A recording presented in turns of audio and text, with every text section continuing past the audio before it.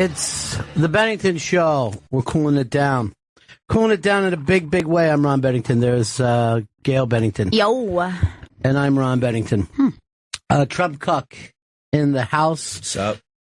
Totally cucked out last night, and I'll tell that story a little later on.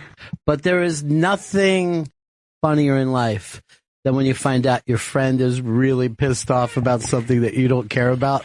It is the best thing. I want to tell you, I want to get to it because it's all about Big J, his birthday party last night. But once again, Chris is texting me well into the middle of the night about how disrespected and invisible he feels. Oh, in the world. Yep. Cooked again? I couldn't sleep. I was just living. We will save it. We will save it. All right, good. And you got to remember, every day you wake up, you got to be a Trump cuck. Yesterday, Leo gets cucked for an hour and a half. Leo DiCaprio shows up to kiss the ring, spend an hour and a half with DT. And, I mean, you just never get out of the news with this. Trump's attacking some low-level fucking union guy, and he's always done a bad job. There's no way you know this dude. So it's so funny. And then this is big for Vito. McMahon's wife, Linda McMahon, got made, I don't know, cabinet of some cabinet. She's the Small Business Association leader. Good. That is great. So that makes Vince the cuck. No, Vince has spent so much money to get her into the Senate twice. They've done nothing but try to push Linda McMahon's political career. If anything, Linda's cucked with this deal. But she's wanted this for a long time. I'm kind of happy for her. And happy that she'll stay away from the WWE for a while. Yeah, they went PG to get her elected to the Senate. Yeah, remember that? Yes. She was like, let's make this really clean so nobody has anything on me. No blood, no farts, no titty grabbing. Let's ruin $1 billion industry for a small Senate campaign. The thing is, everyone's acting like he lost $100 million. You don't even notice when you got $1 billion. You know what I mean? Like, you're like, oh, I guess that's a bunch of money I wasn't going to spend anyway. I'll make it back. I can't fucking spend all my money. I'm exhausted. We'll go to this quickly. We should have probably opened the show with this. Eric in Nebraska. Yeah, spy report. Spy report. Spy report. So I heard a little bit ago that Greg Lake of Emerson, Lake and Palmer passed away last night. I saw that. I'm kind of surprised. Well, I'm kind of surprised your producers weren't producing. Well, see, I got to tell you something. They're not prog rockers. You got to fucking remember, the prog rock was a very short cul-de-sac in rock history.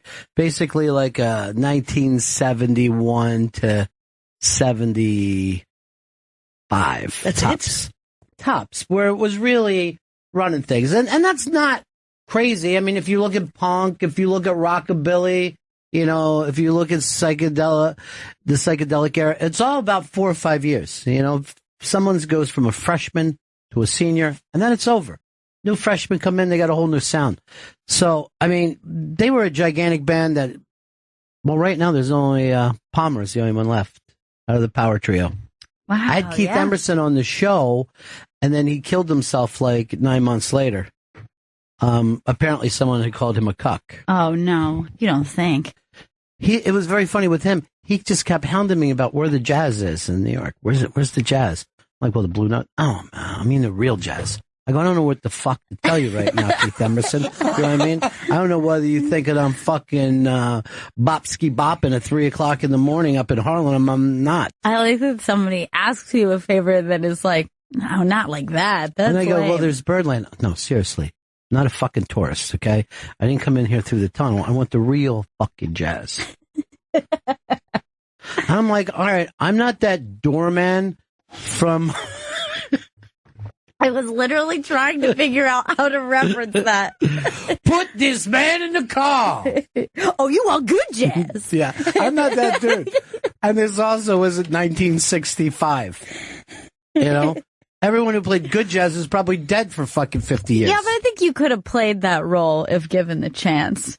Yeah, so you could have mugged towards the camera and broke the fourth wall. The end. Mm-hmm. You want some of that cornbread? We got movie stars staying in my hotel. They really went for a step and fetch it gimmick there. The big wire stories today. And, it's out there and it's popping off. But I got to say, probably the Lena Dunham deletes her pee pic off Instagram at the top. She showed a pissy picture of herself. And it looks loaded, by the way. Yeah. But I don't know. So she took a lot of heat for it, then she took it down. But if you were Lena Dunham, wouldn't you be like, hey, I get so much shit for so many things. Maybe I shouldn't put a piss picture up? I wonder, because what time did this happen? If this was late at night, someone else took that picture for her. All right, that's and true. I wonder if they thought it would be funny to put it up, and she saw it and freaked out. Because this does not look like somebody who's in their right mind. No, well, you're saying she looks partied up, right? She looks partied up. But here's the other part of this that you gotta think about. It went out on her Instagram, not somebody else's Instagram. So if this is her beau or significant other, he's got whatever it is to get into her Instagram. Yeah. I don't know, what would you call it? Password still? Password, Sure. We yeah. still in password? Login password. I just didn't want to sound like too out of date if I said password. Right. No, its password still in vogue. But all you would really need is just to have access to her phone, because your Instagram would already be loaded up. I don't see why people went so crazy over the pee pic. You're fine with it? Yeah, I'm fine with the pee pic. I like that she's a little messed up during it too. All right, here, she wrote this later.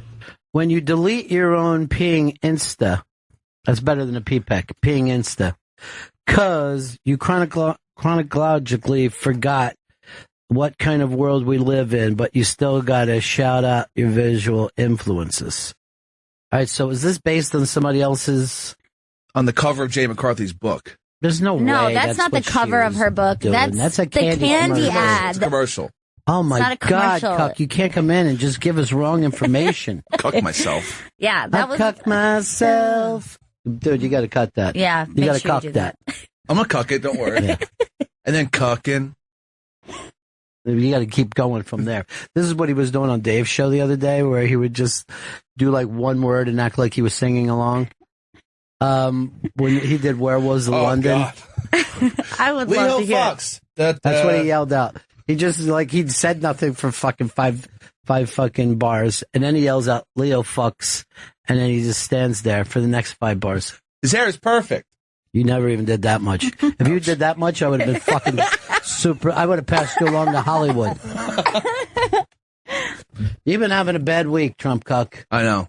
I'm going to turn it around. But I don't think it was based on that anyway, because it's not. She's not doing that pose. Just Yeah. other people have put up peeing instas.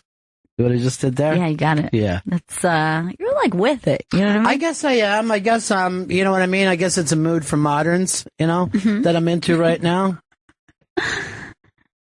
So anyway, that's the big thing. But so people just go and save the piss pic anyway, and it lives no matter whether you delete it it doesn't or not. matter. Everything is screen. That's fucking wrong. So from what she said, it does sound like she had intentionally put the piss pic up. Yes, according to her. But like you said, she didn't take it. It's not the best picture of her anyway. No, it's not her most flattering. And it doesn't even look like there's any toilet paper. Oh, my God. Oh, my God. She's wiping with her hand. God. That's what she's doing. She's wiping with her hand. Well, you could just shake the dew off the lily pad if needed. Oh, my God. Here's the thing. Some people, and we have a president-elect this way, they love controversy, and they got to be in a battle all the time. Big Mike Moore is that way. Mm-hmm. Big Mike Moore can't wake up in the morning unless he's got to fight with someone. Yeah. Donald T. Rump, same exact way. Who am I fighting with today? That's where the energy comes on. That's when the on-air light hits. You know what I mean? Right. That's the starter's pistol for them. It brings out their best. Who am I fighting with? There are a lot of New Yorkers that way. Yeah.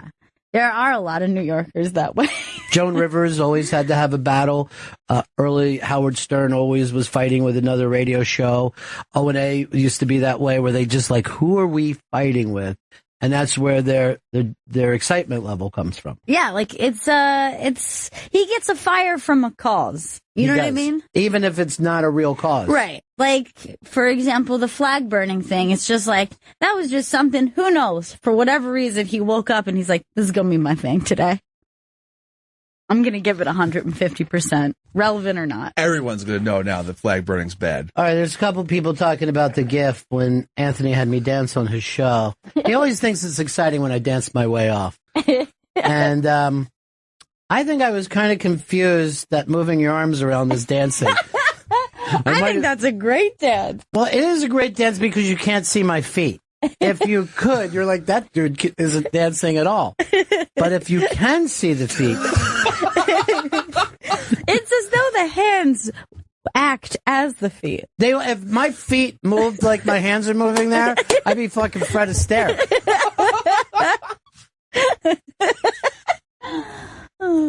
I don't know if there's a way to retweet that off Cajun Jack. Cajun Jack, nice turnaround. He got his feelings hurt by me the other day because I said that the redneck is mainstream now. And then he's like, way to blame a whole thing of people. But redneck culture is very, very big. Second to redneck culture, dude bro culture. Yep. Which just passed nerd culture. So those are the three highest cultures. Fourth, I'm going to put is hip hop culture. All right. If you had to pick one of the top three to be a part of. All unacceptable to me. If you had to have someone like the world misconstrue you as one of these things. So what you're saying right now is, if Nazis had my parents. Yes, if Nazis had your parents and you had to join one of the gangs. Well, do I seem like I would fit into any of those? Is there a... No, but you're going to have to embrace whatever. You're going to have to adopt their style. You've got redneck culture, dude bro culture, nerd culture. All right, Chris, you're in nerd culture. Yeah, I would have to pick nerd culture for my love of Lord of the Rings. Well, for 5 seconds, stop thinking about yourself. Think about me. Where would I fit in? All right? Look, I want you to treat yourself like Jay does. Okay. You don't exist. So take yourself out of this completely. All right, I'm cucking myself. Yes. All right. I'm going to say nerd culture because they watch movies. No, they don't watch the kind of movies I watch, dude. They watch those shit, like, they're fucking sleeping outside right now because Rogue One is coming. So no one knows me any less than you. Vito, where do you think I fit? I feel like redneck culture is a good one to go into for you. Does that look like me? Does that seem like me? No. What redneck things do I like? You guys are all wrong. Yeah. I think dude bro, if you had to pick a team, you would pick dude bro because I think that you could live among them. They would accept you. You could have been like that dude who like hung out with those guys, but you weren't really that guy. And so therefore, I think that would be the easiest for you. I'm going to just say this. The most stressful thing in the world is doing coke with dude bros. I mean, it's really fucking difficult. You're like, oh, God, I can't stand these guys, but there is coke left. Think about how women feel. That's really stressful. I would think out of all them that the dude bros are the ones that the women like the most. Oh no, girls always say that thing like, I like cute nerds. Like, don't girls always say that? I always think that they're like that fucking weirdo Wall Street guy. Seems like there's something, I want to find out what's at the center of all that assholeness. He's off the rails, but like he treats me like shit. And like he can't get off unless he pisses in my mouth. She'll fix him though. Garth, Indiana, what's up, buddy? Hey, Ronnie. Hey, man. Man, your appearance last night was pretty good on Legion of Sticks. Do me a favor. Don't give it away, because I'm going to tell the story later. Okay. But thank you very much. It was a very fun time at Creek and Cave. I'm starting to think I like the cave better than the creek. Really? By the way, the funnest part of that whole night was kind of the after party, because it's just a who's who of the hangout there. Again, we try to tell people, if you come to New York, we should set up where you should be at what time of the night. But it's this tiny little bar and has very much of a Bar 9 atmosphere and just a who's who of comedy. Yeah, that room is always really fun. That little side bar room. The fucking Che is hanging out there, and it's just like there was like 18 headlining comedians just getting together at the end of the night. And I love their outdoor space, too. Yes, that ends at 10 o'clock. I mean, you're looking at an Ari Shaffir. You're looking at Gino Visconti, okay? You're looking at a Mike Vecchione. Even a big cartoonist, Dan Perlman, was there. Wow. Sal Vulcano, who everyone knows as the guy of True TV. I made the joke last night. Sal Vulcano gets hit by a bus.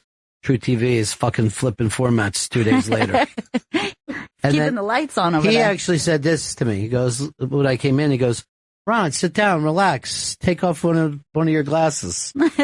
And we all had a good laugh at that, except for it hurt inside, didn't it, Sal? Beautiful Von DiCarlo was there last night. It was Patrice's birthday, so everybody went and gave Von. By the way, I don't know if there's a sexier woman running around out there right now. She's very sexy. She makes other people feel like, you know what I mean? Like she could probably reinvigorate a marriage just from hanging around. And I don't know, Chris didn't make it. What happened, buddy? Oh, no, I was there. Odd. I was there, Ron. Odd. I don't remember you there. Oh, I was in the room, Ron. No, nobody remembers you there. I was in the room, in the corner. I don't know if this Trump Cuck thing is working for you. Oh, it is. I think it's taking you down a step. I'm enjoying it very much so. And people are loving it on my Twitter account, at Trump Cuck. You have a Twitter account? Yeah, I have a Twitter account at Trump Cuck, But it's Ron. not Chris Stanley? No, it's at Trump Cuck. I'm so glad that you have a Twitter account. Well, you're I going to feel wear like that fucking shirt every day, dude. it has been every day. And it's not like you're wearing a different shirt every day. Oh, no, I'm not washing it. Same shirt. Look, I like that, though. I can't tell you the compliments I got for this shirt. People are like, that is an awesome shirt. I know that you can't tell me because it doesn't happen. No, I swear to God, it happens. Now, Did they see your head is on it? Yeah. Oh, yeah. Oh, okay. They see Trump. They see my face and thumbs up and the cuck on the bottom. I'd rather you were wearing a shirt that had Lena Dunham taking a piss. That I would wear. No, Trump cuck much better. Libtards unite. The libtards. I was at Trump Tower last night, and the amount of I was periscoping, and the amount of cops there, Yes, are like just plainclothes cop too. Like I was out there scoping, and then I see to my right like 3 dudes who were obviously plainclothes, just like staring at me. I was like, oh shit. Well, it's the president. The president. the president. Yeah, the president elect. Still weird, but yes. See, here's the deal. I go past that thing twice a day. Twice a day, it's a pain in the ass. I could easily walk around it. But I just am drawn to see, like, what weird thing is going to go down today. Yeah. What strangeness. And there's photographers from the lamestream media that are there every day, 24 hours a day.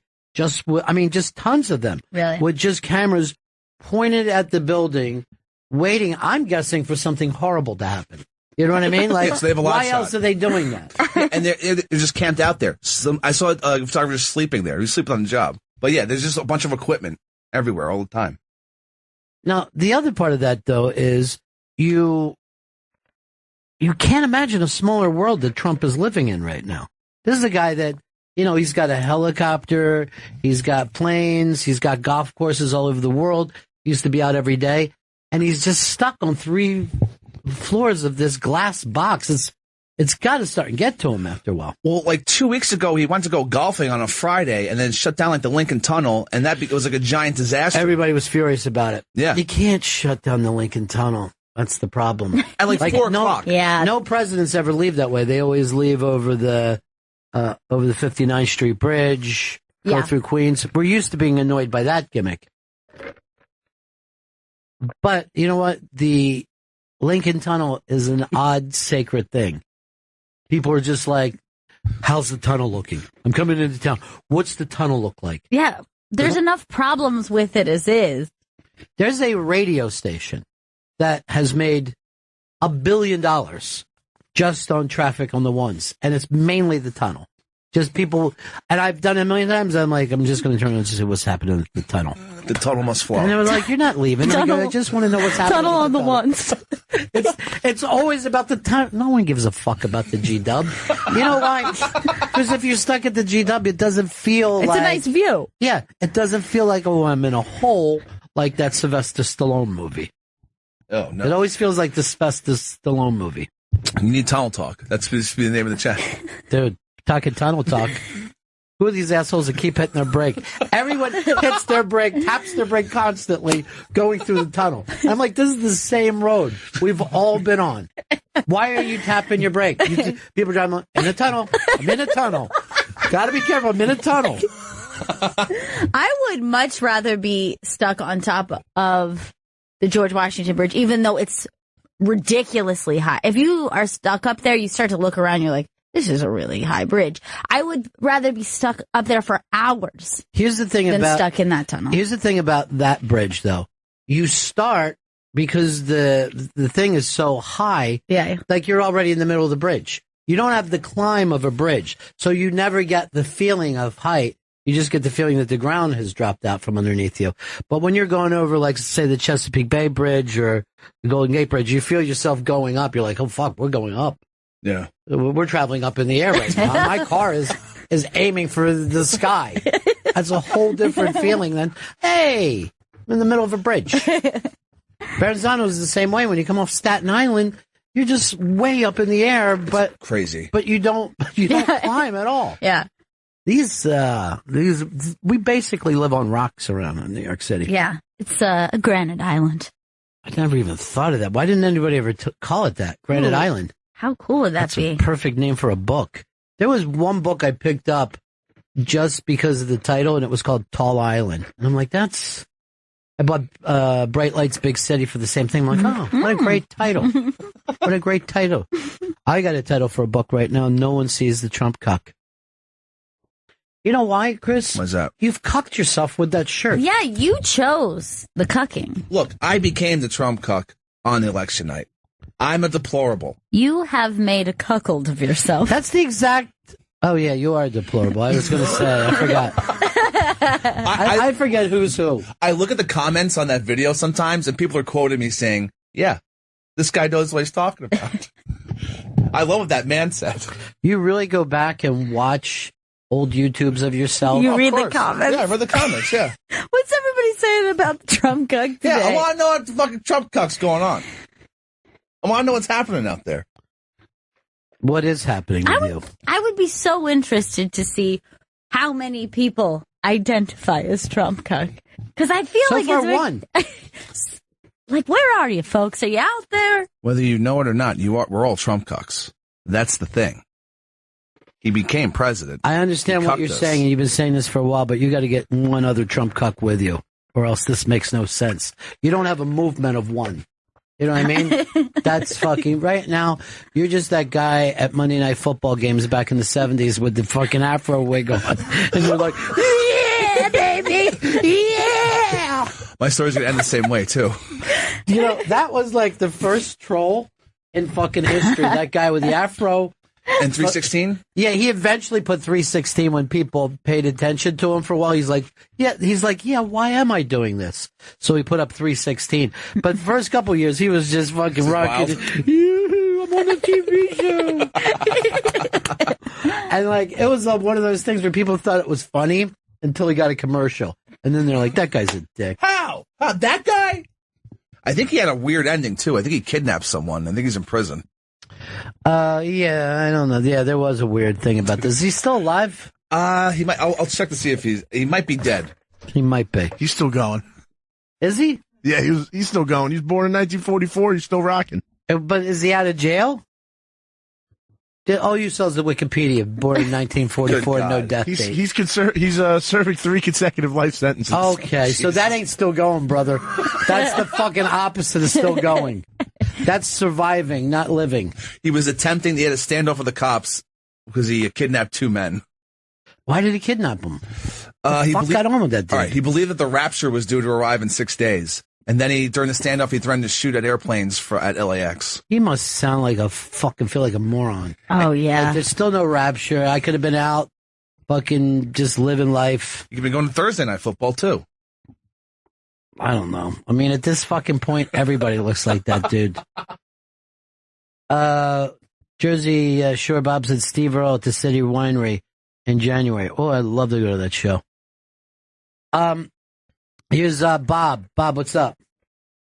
Trump Cuck card holder 1228, buddies. All right. Cuck. There's no cards. There's no nothing. There's no movement. Oh. The movement's coming.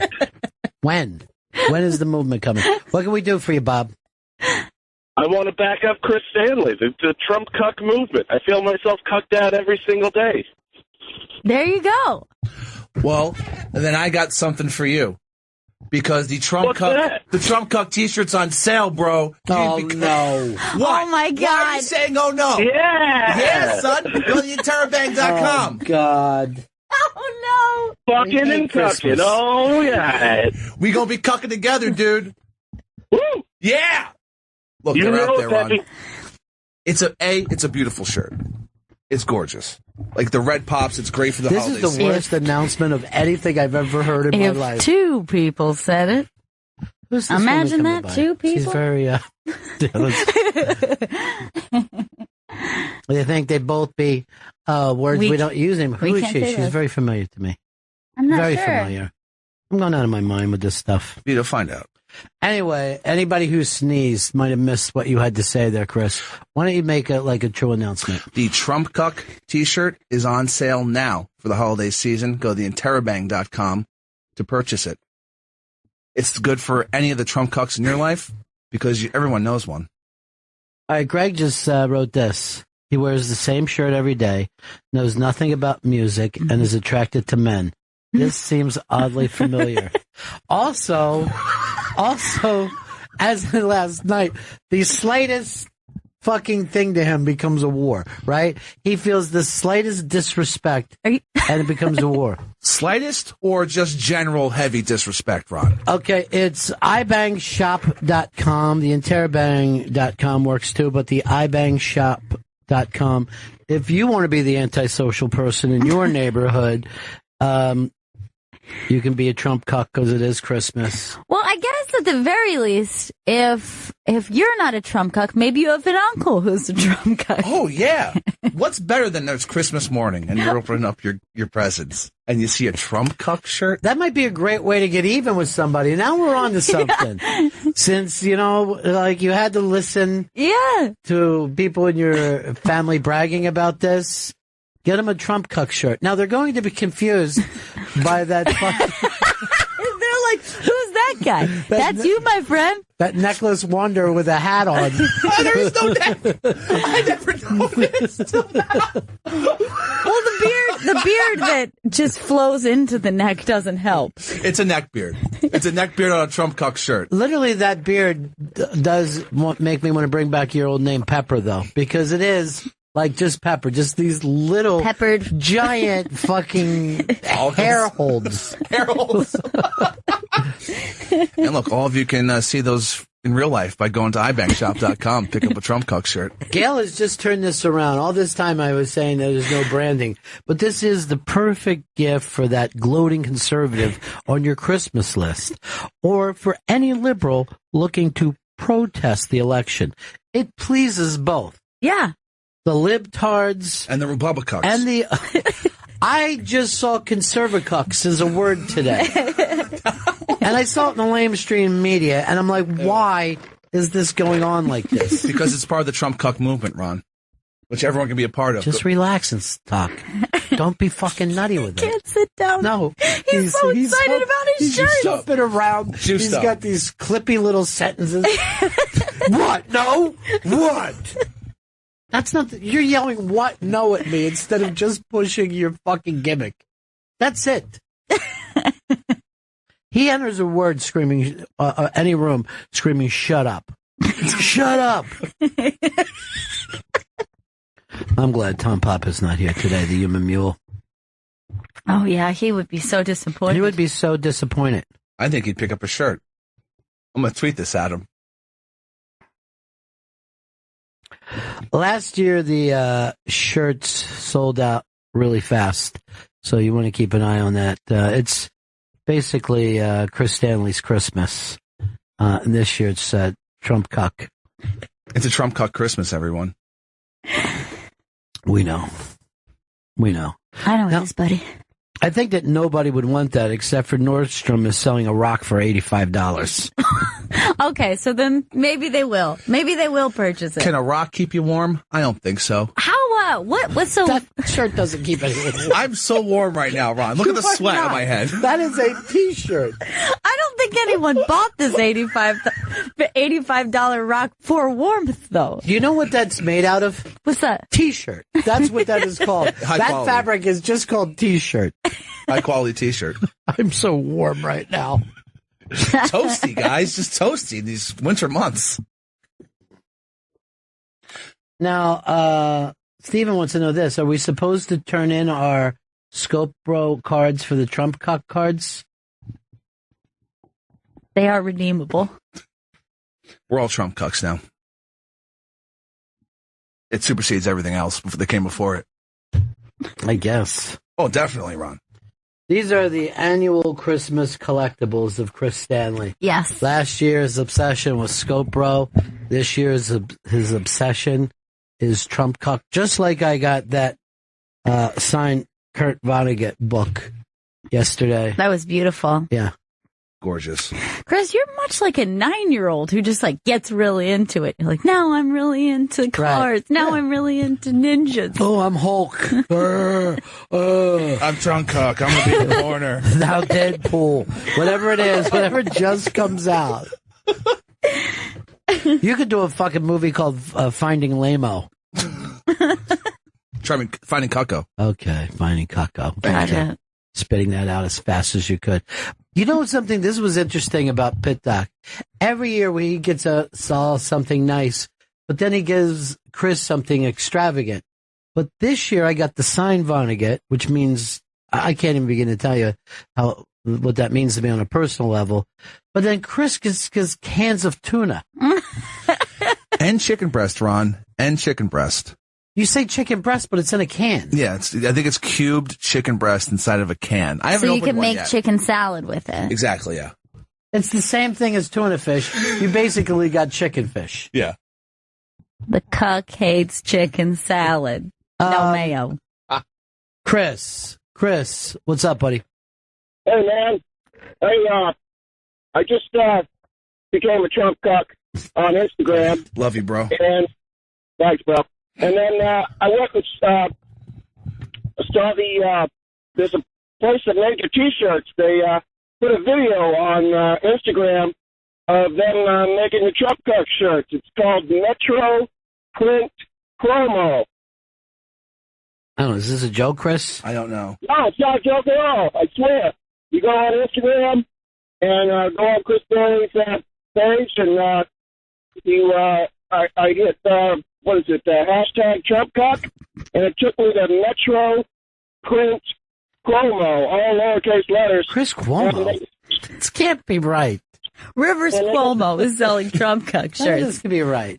This is it, Chris? This is it. Metro Print Promo. Metro Well, Print why wouldn't promo. you just retweet it rather than trying to get people to do it? But let me see. What are they doing? That's just it?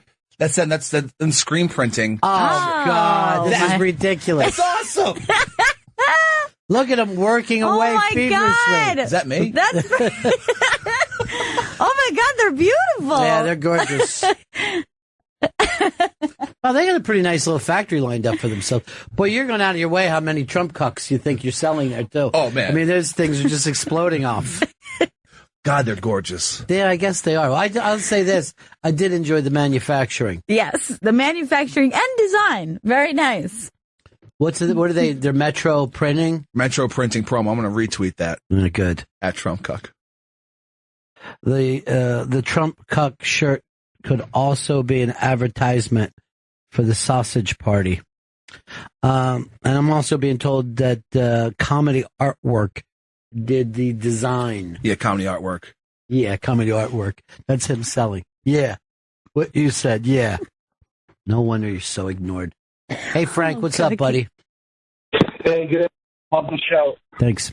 I thought one of his favorite movies was that gay cowboy movie. I think I'm trying to remember. Brokeback Mountain. Yeah, I figured that was Stanley's really favorite movie. But what I wanted to talk about is Lena Dunham. We were talking about her before. That girl's got the ugliest goddamn body I've ever seen in my life. And if she's pissing, let her piss. Take a picture of her. But she doesn't care. I think she's got a big pair of ovaries for walking around like that naked. I feel like we're listening to Bronx Tale right now. It's so strange. I mean, really. Are we Don't related? The worst thing in the world is I've never wasted seen anything talent. like it. She's got such a unbelievably awkward body that it's almost crazy that she walks around naked. Dude, I Got a little swear to green God, patch you in the got to front. do Bronx Tale 2. It sounds perfect. I'll Yeah. be on Broadway. Don't you worry about it. Thanks, Frank. Have a great weekend. You too, my friend. Yeah, it is Thursday already. We jumped on that fast. This is a gay cowboy movie, right? That's your favorite movie? Was that it? What is The that, gay- Brokeback? What are you doing over there? There's two guys that did something awful in a tent. That's you. I walked out on that movie. I wish I knew how to quit you. Is that that's what you say? Somebody ought to quit. Somebody ought to quit you right now for what you've done. Okay? Chris. Everybody in my neighborhood was nervous because I liked a colored girl. She was really cute, though. Target says they're going to quiet shopping time for autistic children. This is how bad the autism thing has got. Wait, hold on. Can I shop during that time? Yes, you can, but you got to be quiet. Yeah, I would love to do that. You love to shop at Target? No, I guess that part isn't so good. I call it Target. That is so funny. Get it? That is so funny. I make it sound like it's a French thing, Target. Oh my God. But really, you do get incredible, Great deals. unbelievable deals. I got a tux for $4. Wow. Yeah. Had little Chinese fingernails all stuck Oh my through. God, you can get a fistful of underwear for like $5. Depending on how big your fist is, yes. All right, this is a shopping thing. Santa, and this is a true story, it's up on the iBank today, home of the Trump Cuck t-shirt for the next 3 weeks. A Santa said to a kid, and we're going to stop eating all the burgers and fries, right? Oh, boy. So, Husky runs back to his parents. He's in tears, and it's a big fucking deal. What store was that in, Chris? Do you know? At a Party City? No, excuse me. That is No, it was just at a mall. It's a mall Santa in North Carolina. That was at Party City. Why would you leap at Party City? It was part of a joke in the. All right, so the kid ran back to his parents. His parents were fucking furious, and Santa had to apologize. Why did he say it? I know people are Party going to be City? like, these kids are so PC, they can't be called fat anymore. Why did he have to call a child going to see Santa fat? Maybe because the load on his fucking knee was just finally giving it out after all day. He was concerned about the kid's weight. He was doing him a favor. All right, but if you It's got not up to hired, him. yeah, exactly. He's not the fucking gym teacher. And also, if you got hired as a mall Santa in North Carolina, I'm sure you're not a svelte man yourself. I'm sure all you're used to looking at is fat kids all day. Another word for a fat kid is kid now. Yeah. I know it'd be great for this kid, a triple XL Trump Cuck t-shirt. Way to keep selling. That's unbelievable. Right? Yeah. This kid needs that. I hope fucking Trump hits you with a cease and desist. Oh, shit. Always be selling. I hope he looks at it and says, I don't look like that. Dude, you ought to try to sell some of those in front of the goddamn thing and see if you can't move something. I'm telling you, instead of being scared, you should be out there trying to get attention. The amount of cops that were just grilling me. Well, I guess I didn't have anything on me, so they couldn't arrest. What could they arrest me for, right? I have no idea.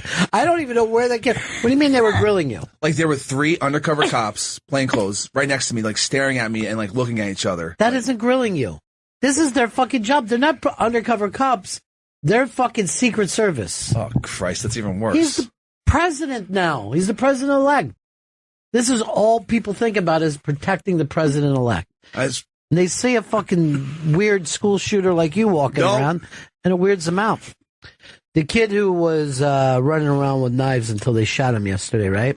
They said he had been bullied for 3 fucking days, and then he snapped. I always like how we find a reason that the white kid fucking went crazy. Yeah. Yeah. They're like, this is why. Yeah, this is why. So now we got to worry about bullying and mental health. I think Hicks is a bully. How so?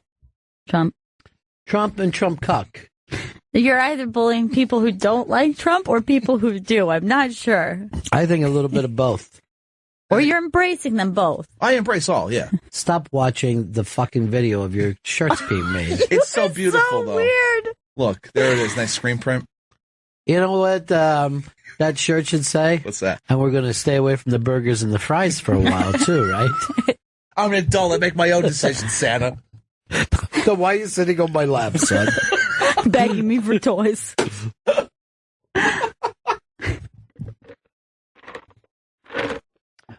Eric, Jersey. What's up, buddy? Hey, Ron.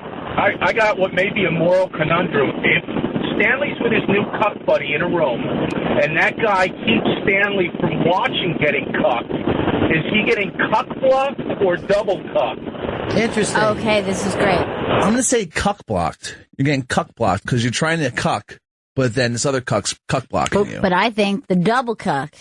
About the double cuck. Here's what I think it should be to make a perfect double cuck. Because I don't think you can cuck block. You know? I mean, you could even you could wrap a fucking towel around their head. They're still happy to be humiliated. But what if it was the cuck was the husband and the lady's older brother? So you got a double cuck situation. Wow. Okay. They're both being cucked into that. They both are feeling weird for different reasons, and yet it comes out the same. Double cuck. Yeah. Can you get double cuck shirts out? No, but in that scenario, all three of those people should have Trump Cuck t-shirts. Oh, God. Oh, God. Son, you're going to stay away from the burgers and the fries for a while, right? I don't normally like viral videos, although when we do the year-end in comedy, and by the way, Vito, big ups to you. The production is sounding good. Thank you. Yeah. I'm not used to saying shit like that to you. I don't even know how about saying that. Maybe your mom will understand when I say this. Maybe I was wrong. Can't do it. Maybe I was wrong. Fonzie, you can just say that you're wrong. I was wrong. Every fucking week, same joke. America cheered every time. Fonzie can't admit his own shortcomings. I'd love to It's make good, America though. great again. America. Trump America, get that Oh my shirt God. out. Trump Cuck, though. Trump Cuck. Do you want to do a cuck block shirt? Is that it? No, I've already done a Trump Cuck shirt. Mark, what's up, buddy? Hi, guys. Hey, Santa's a judgmental prick, so this should come as no surprise to anyone. That's a really good point, because I really hated the fucking list and the coal thing. It's only for your parents to use that, where you're just like, oh, really? Because Santa's watching. How? Someone explain to me how this man is watching. When your little brother was like about 3, he was very tense about the list and not getting presents. And I said to him, if that fat fuck doesn't show up with any presents, I'll go out and get him. Word for word. That's awesome. It totally chilled him out. And he got the Santa experience. Plus, he knew that somebody had his fucking back. That's great. I'm not saying you're a good kid. I'm just saying we'll go around it. And we'll get our own presents. Take care of you. Look at all these hundreds I got. Look at these hundreds. This is $300. We are rich. We're going to KB Toys. We go to KB Toys. I want to go to KB Toys. So funny. KB Toys. Why would they put something like that in the middle of the fucking mall? It was cruel. You can't go there every time we go to the mall. Sometimes we need to just pick up things. Try to grab something and get out of here. So, I can't wait for that. What's this comedy star's name favorite holiday specials? It's up on the iBank today. It's Bobby Moynihan, Judah Friedlander, and Sashir Zamata. All right, they got that new special. There's so many Christmas specials. So many, yeah. You know what? And everyone always talks about the same ones, the original ones, because It was back to what we talked about before. When they only used to just play once a year, they were way more precious. Now you put out a special, and then there's another 10 specials the next year, another 10 they get in. But this one, these are all our favorite people. So let's see if we can guess. It's up on the iBank today? Yes, it is. All right, let's go Judah. Who's everybody think Judah's favorite special is? I'm going to picture him as a Grinch man. I think that he would go Charlie Brown. I think Year Without a Santa Claus. Charlie Brown. What do you pick? Charlie Brown. Oh, I thought you gave your opinion. No. So who had Charlie Brown? I did. All right, that's 1 for Gail. Man, you know what? That's smart. I thought the Grinch is the outsider, but Charlie Brown is the outsider with a heart of gold. What do you got? And then now Bobby Moynihan. Bobby's a sensitive guy. I'm going to go the year with no Santa Claus. He is a Rudolph the Red-Nosed Reindeer because of like all the characters. He played all the characters. Vito. Frosty Bro. He might like Frosty Bro. Frosty Bro's cool. He chose Christmas Eve on Sesame Street. Oh. I don't think I've ever seen. I wouldn't say it because it has the word Sesame Street in it. I already know how to fucking count. I don't need your help counting. No one has ever done like a Sesame Street for string theory. That would be a fucking funny bit for a second. And then you're like, okay, I got it. Stop it. Same way you feel like with Sesame Street. I don't know. I guess my favorite letter's D. I don't know what to fucking tell you. Yeah, I'm going to share. I don't need a favorite letter anyway. They're all equal. Sashir Zamata. Beautiful woman. She's going to go weird here. It's going to be something exotic. Is there some kind of a princess Christmas thing? Like the princess had a great Christmas. Is that a special? It should be, but... Vito, you first. I'm going to say the Elf on the Shelf. That's an exotic fucking one you went for, too. I'm going the Little Drummer Boy. All right. I don't know the name of this, but it's a newer one. I think it's Let It Snow is the name of it. She chose The Brave Little Toaster. That's not even a Christmas special. It's not a Christmas special. That's a thing to do to punish your children. That's a feature. That's a feature. It's a feature-length film. What is the name of Let It Snow? I was about to say Frigid. Is it Frozen? Frigid. Frozen? Frigid. Frigid is the Mrs. Stanley story. Oh, come on. She only had one kid. And that one was a mistake. That was one that got past the goalie. I had to see that. I think because I was doing I was doing the Josh Gad. Yeah. Josh Gad thing, right?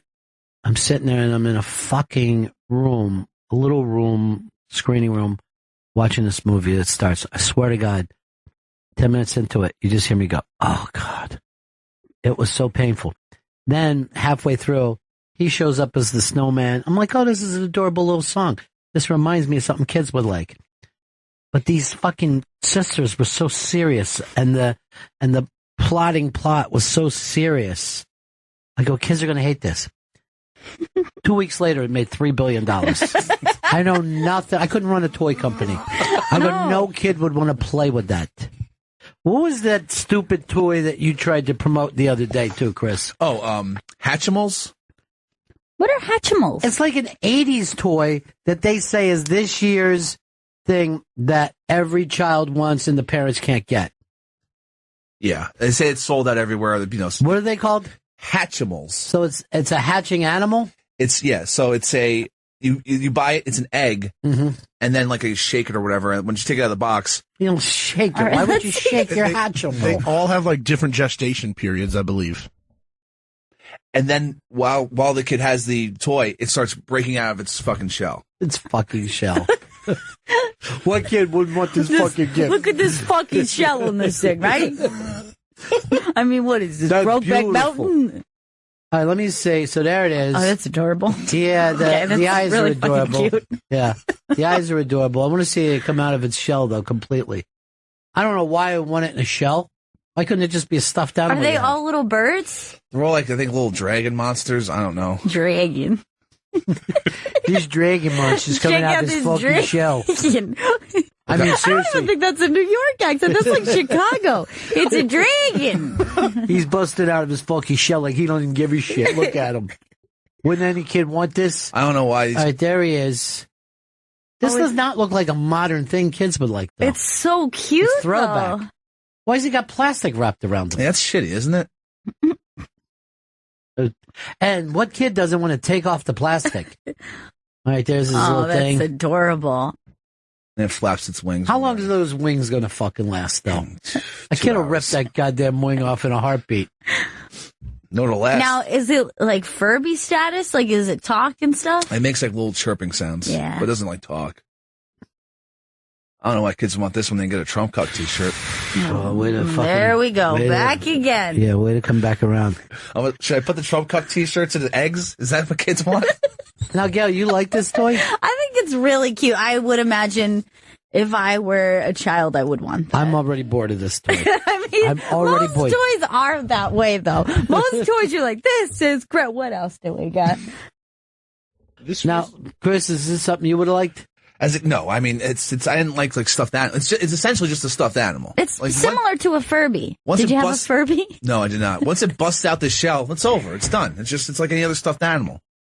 Yeah, but it's lighting up. It's moving. It's got big eyes. It's cute. Why is that weird man putting his face down there like that? This Can you guy, move it? this Just guy's, fucking pick it up, dude. Stop with his head. he's a very strange man.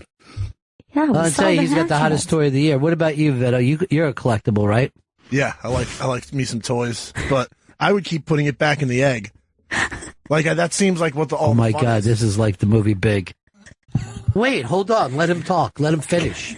Like, you can't do anything like this. It turns into a building. And then what? Well, buildings aren't fun. Do you guys remember a few years ago when the hamster toy was all the rage? What? No. There were these like little toys. You could get a toy hamster and you could set up a whole hamster city for it. I don't know. Kids kept bringing them to camp. Why are you hanging out with children at a camp? It was his job. Why would you choose that job? Money? Creepy. By the way, yesterday, some children were running around playing, eating pretzels. Remember those kids who were kind of running around? Yeah. Chris, very quietly under his breath, as one of them ran by me, goes, "This isn't good." And I'm like, what? This is a human child. I don't like them, man. Garth wrote in, Chris describing Hatchimals. All I hear is Dan Aykroyd saying, "It's a bag of glass." He used to do these things. They were very sharp, dangerous toys that he would sell at SNL. God damn it. It's just sort of bag of glass. Kid could pick it up, play it around with it a little bit. Like, he had no idea what he would do with anything. Here's our good buddy going to a go-go. It's Johnny Go-Go. Johnny. What's up, buddies? You got a fist of $2 bills there you're handing out to people? Wait till Thursday. I'm going to have a big handful. That's great. Hey, little known fact, but I, too, play Santa once in a while. Really? Oh, nice. Yeah, so Johnny Hard Rock has me down to the Hard Rock in Times Square, and I do Santa for some needy kids, and we've done it the last couple of years and had a good time with it. And, Let's face it, all kids are needy. You know what I mean? Just some of them have parents. needs. That's it. But they're all needy. They're all needy at this time of year. But my wife does Mrs. Claus, and I do Santa. Cosplay. I think it was last year. These kids were, I mean, the way Johnny portrays it is like, these are the neediest kids in New York. Like, can you please come down and be Santa? And we'll give them a Hard Rock T-shirt and a free breakfast. And I was like, yeah, sure. So I'm like, what do you want for Christmas? And the kids are like, an iWatch. I want an iPad mini. I want a new computer. And I was like, oh, well, here's a Hard Rock T-shirt and a bear. Good luck. Yeah, I know. Like, that's the difference. Like, when I was a kid, we didn't want anything that cost $1,800. You know what I mean? Like, and our presents were cheap but big. So you would go under the tree, and there would be these giant fucking presents, but you open it up, and it's like a Nerf baseball bat or whatever. But now, or like an NFX track was the size of, you know. But now you half give a kids living these very expensive, tiny little things. So the tree looks tiny now, but everything, you know, by the time you're done, it's like 8 G's for every kid. Yeah, and delicate. Delicate stuff. When you see the obviously, I mean, this is a bigger socioeconomic platform, but like, you know, wealthier kids get, you know, better presents and more presents. Sure. And I always wondered if the kids who are really poor, do they just think like when there's pair of socks under the tree, or they get the gifting tree from the church or whatever it might be, and they get 2 gifts. Are they just like, boy, I must have been terrible this year? Yeah, the whole system is set up. They're hurt poor kids. Yeah. And the poor kids must be like, I've been so good this year, I'm going to get some toys, and you can't afford it. Like, it just must break their parents' heart to just see, you weren't. It's not your fault. It's the system's fault. But then you can look at the kid and you go like, hey, I know you're not feeling good today, but remember the other day you got that Hard Rock T-shirt and then the ham cube cheese omelet that Johnny made for you? Nice Johnny's in the back. He just cut it up cubes. But even the church, like the church has the giving tree. Yeah. And we picked the tag off, and it was like a 12-year-old girl, and she wanted like sweatpants and socks. And my wife's like, come on. Like sweatpants and socks? Like, can't we fill the box with some more stuff? And I was like, yeah, dude, that's what she wants. But she wants to sleep in something warm. I mean, she's freezing. We get her something that she doesn't have an outlet for. Can we have a Christmas tree? And on each branch a present. That is, it's really, you really got to me there, Johnny. This thing of these Hard Rock children, Somebody should take their pair of pants for them. They get Vito's pants. Is there do you want to give out a little hint for next Thursday on judges? Last time you gave me a little hint the day of the event. Is there a Comedy 101 hint that you guys are going to give out? I really can't give it away. It's Wednesday, by the way. That's the big hint. It is next Wednesday. But these judges have never done the show before, and we're not sure if they're going to be any good at it. I'll just give that hint. I might bring an extra bell for myself. There's one judge I feel really good about. I don't know. I think that the crowd is going to go crazy when you see these judges next Wednesday. Now, this show's sold out within minutes, but we're going to put up some kind of list, Chris, if anybody can't make it. Standby list over at the iBang. That's the home of the Trump Cuck shirt. I got to take a break, Johnny. I'll talk to you later. We got our buddy Todd Shapiro here. He's on Canada Laughs, channel 168, weekdays 4 to 6, and we love all those guys from Canada Laughs. We see them at Montreal every year. They're our best buddies. We're going to break, and we'll be back with Todd Shapiro, Bennington. Hey, it's the Bennington Show. Look who just wandered in as part of his Madcap Manhattan Week. It's our buddy Todd Shapiro. How are you? Good, man. Guys, thanks for having me. This is real. I got to be honest. Like, I'm always a bit starstruck. I never mind admitting when I'm kind of anxious and excited to be a part of something really super cool. Yeah. And this is really super cool, so I really do appreciate it. Well, first of all, I've never admitted that I was anxious to anything. You can do that? You can come in and say this is an anxious moment for me? Well, I poop blood a lot. So it's, I'm just, that's your tell. I have some issues, and you know what? I wear all my emotions on my sleeve. I'll never change. But you poop blood when you're nervous? Yeah, like something overworks. Wow. Yeah. You've been checked out to make sure it's not stomach cancer, though. They keep telling me it's a fissure. So I guess I push. I get excited and then I push too much. I'm really telling you a lot about myself. No, it's got to be done. So what have you been doing all week in New York, you guys? First of all, you should do this more. You should come into the city more. I would if it wasn't so goddamn expensive. It is expensive. You know what I did? I'll tell you. So I have a wife and a little child now at home, and ever since I had this child, he's only 15 months old. I thought to myself, I don't want to spend the money. I don't need a lot. Like, I'm a ball cap, flip flop wearing guy. Give me a white T-shirt. I'm real happy. So if it was my wife here, I wouldn't mind spending $600 a night in a hotel room. I stayed in Jersey. Is that pathetic? Yeah, it is. I thought so. Yeah. I can't. That was the biggest mistake of my life. They're not putting you up. That's hilarious. Yeah, really. That's surprising. You should try traveling from our side. It's really nice. It's much. The thing is, the way you travel, you downsize. I go just the opposite when I travel in there. Like, I got to be in first class or I'm not going. I'll tell Don, I can't ride back there. I can't ride where I would normally take any trip. I've got to be up front. Good for you. Yeah. You have that clout, though. So I'm not even 3 years in on Sirius XM. But you know what? You guys in Canada everybody in Canada is listening to you. You guys break a lot of comics there. It's super cool, to be honest, much like you do here and with the Raw Dog station. We're kind of like that. And Canada Laughs, channel 168, where they have a heavy rotation of comedians and then a morning show and then my show in the afternoon, 4 to 6 p.m. So it's great. And it's just really, as you know, too, it's just developing friendships, which is what I love. Like, we come to work and we work with our friends and shoot the shit and laugh. So we can swear on this, right? Yeah. Okay. But we can't say shit. Okay. That's one that's really specific. So last night, Big J's show. Yes. Big J's birthday party. Gail, you had other. You recorded another thing, so you didn't come. Chris Stanley came and had a Trump Cuck shirt that he wanted to give Big J for his birthday. Christmas birthday, yeah. His birthday, his birthday and Christmas, and wasn't called on, and spent the rest of the night texting me and into the morning. Now, this show was so funny. First of all, you got Shay. He's hysterical. Sal Vulcano's there from, I forget the name of the show. Impractical Jokers. Road Warriors. That's a really funny show. They got a kid that's going to fight in the next UFC thing on Fox. Mickey Gall, this beautiful kid. I'm worried about his face. He's fighting a monster. Ari Shaffir is there.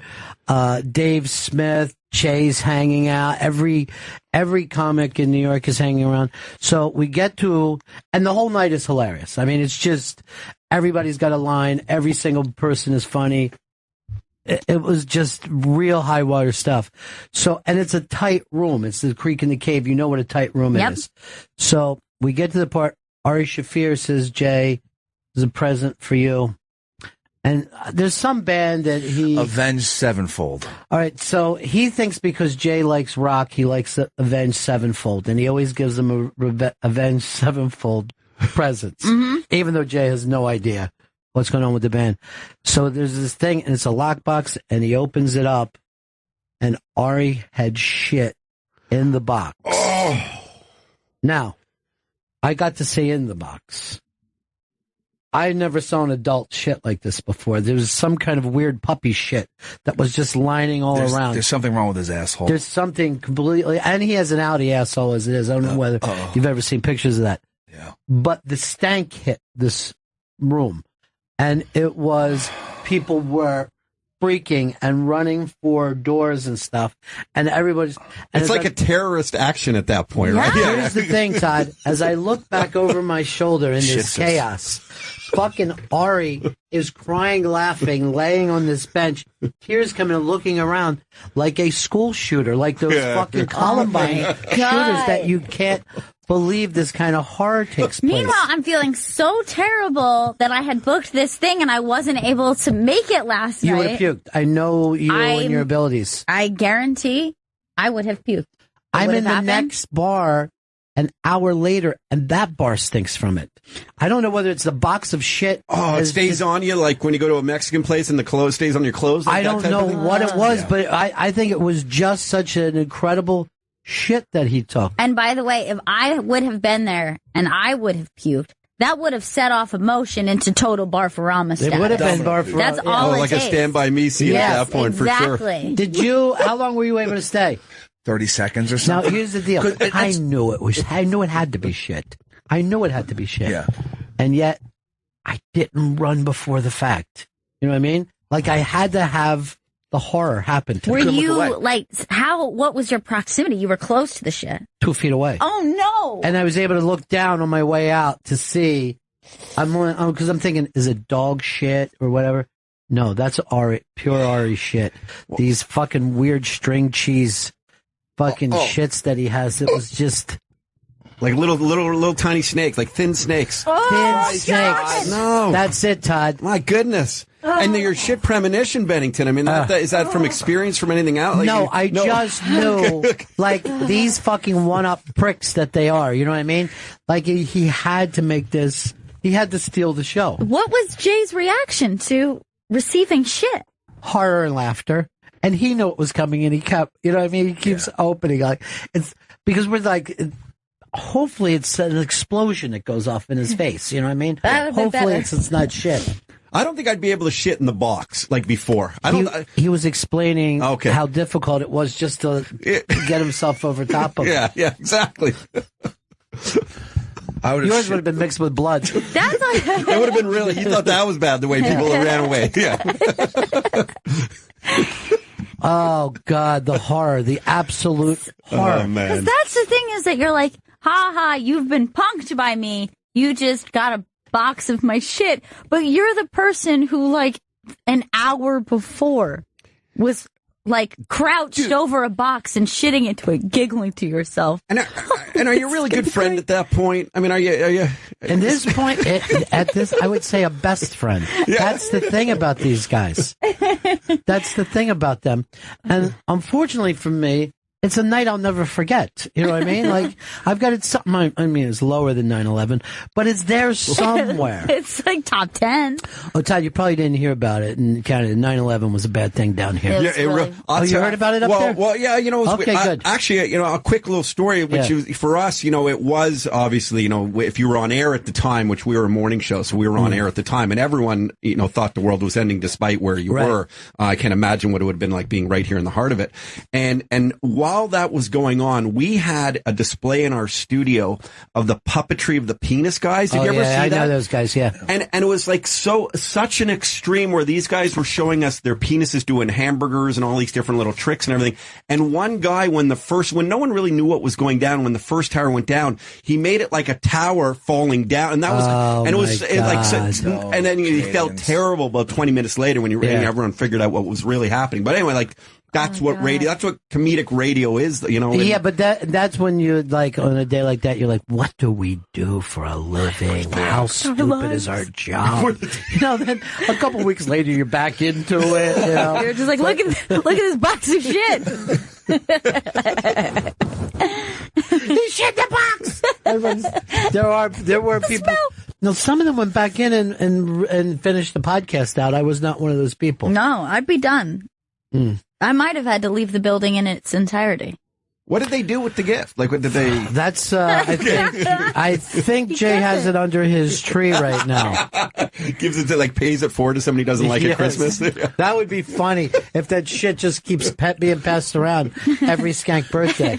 But Ari is like, the funny thing about it is he's outrageous and yet he's the most thoughtful. You know what I mean? He's also, like, weirdly sensitive and morally centered, and then, as you brought up, terroristic at the same time. It was, I think that may have been up there with one of the, you know, worst things that could have ever happened. And wasn't that it was gift wrapped? Wasn't that box on the table like the entire time? It sat there. Oh God! It was like in a strong box that he had to say, your birthday is the thing, and click it. So that took a while. And some people were smart enough to run out of the room during that part, but I know it was coming and I couldn't make myself leave. I was just like slowly going down the couch, but I stayed. Can you imagine doing something like that at, say, like a corporate type of party? It would be I said, this is the way, Santa you know, this is the way you quit a job. You know what I mean? Yes, this is something you leave behind. Because some guy that I had worked with did that in a studio after I think they flipped formats. He was the night guy, and he just took his shit and left on the floor of the place and walked out. That's the way to go.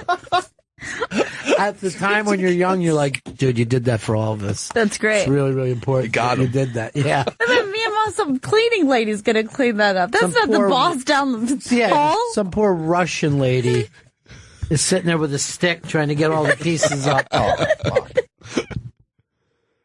But Chris Stanley, the last time you did that show, you didn't get announced. Nope. And your feelings were hurt. And, well, and that was because of Gomez, right? So Jay's, like, about to announce me or whatever, and then Gomez jumps in and fucking just ruins the whole thing. Because, again, Mickey Gall was there.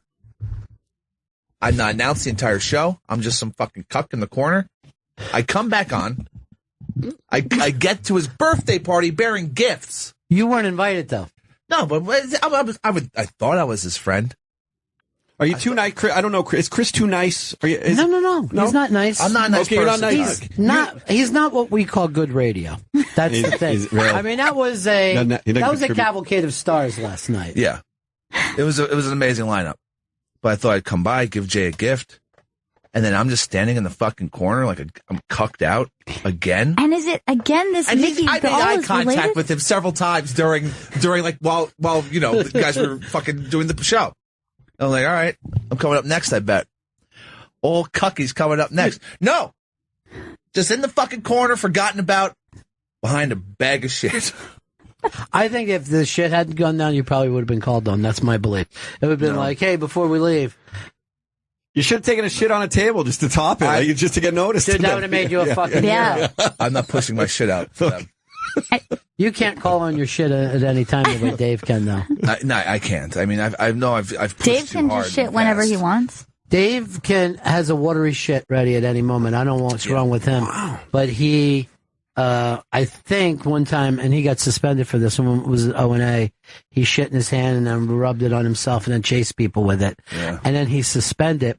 Literally, I had to fight for his fucking job. And then I call him to say, you're going to keep working. He's like this. Why am I fucking suspended when everybody says it was hilarious?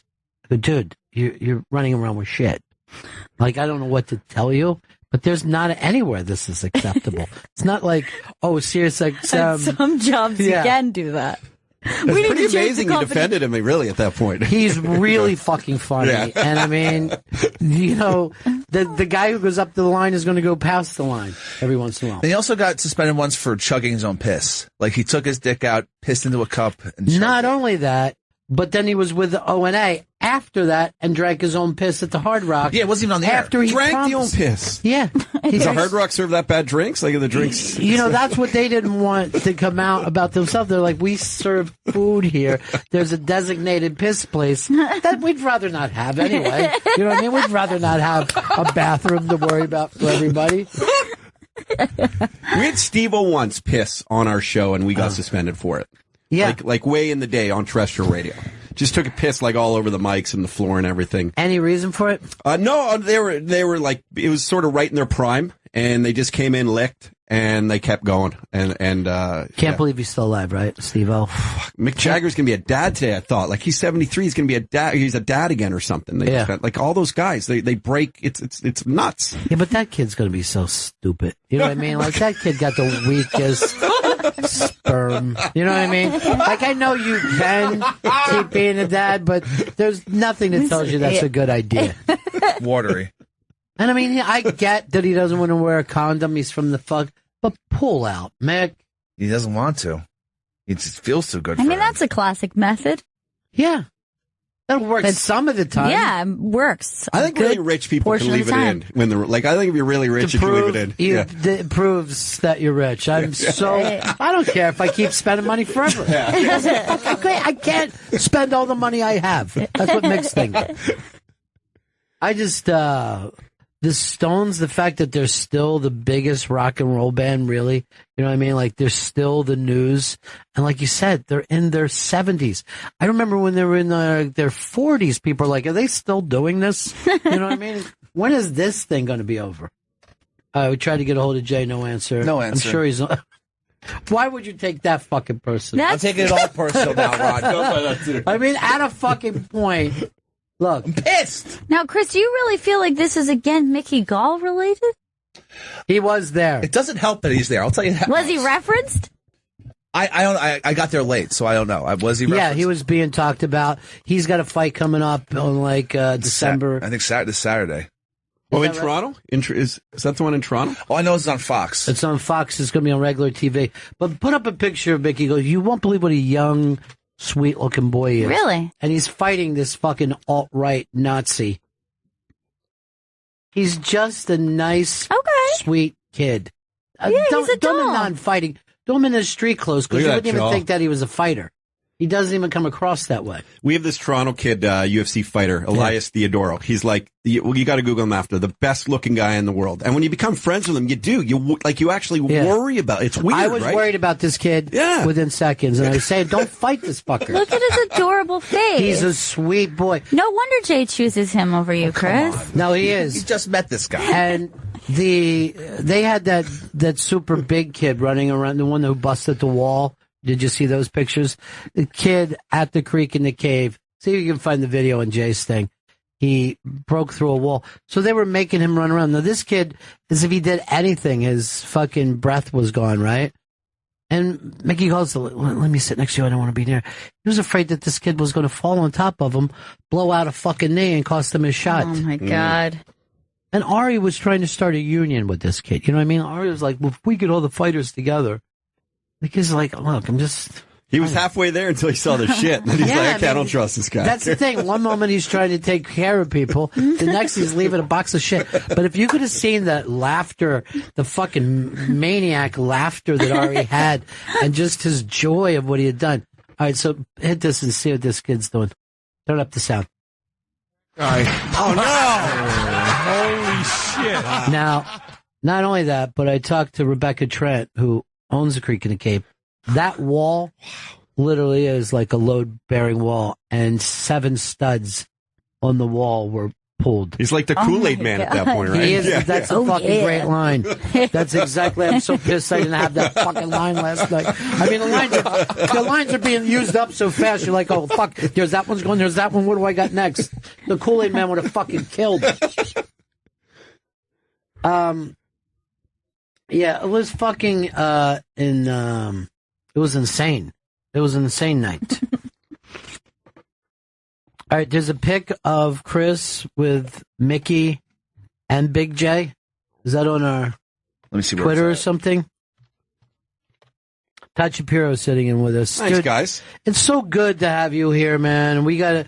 I told you ideas I wanted to do with you guys with the 2 stations going back and forth. I didn't know that you don't pay for hotel rooms, so that kind of throws things off. Well, I mean, listen, we can work something out for sure because it's great. The energy in this building is really cool. We only have 5 studios in the Toronto office of SiriusXM, and not that it's not amazing as well, being within the brand, but it is like, the franchise version of the Canadian arm type of thing. So, I mean, we can have a ton of fun doing a bunch of collaborative, synergetic kind of fun. Have you ever been to DC for those studios? I haven't been to DC. I've been to LA a bunch of times. DC is massive. Massive, right? There's It's just so studio pretty. after studio, and they're not using them. Like, if you went there, you could have a studio, and then the next studio could sleep there.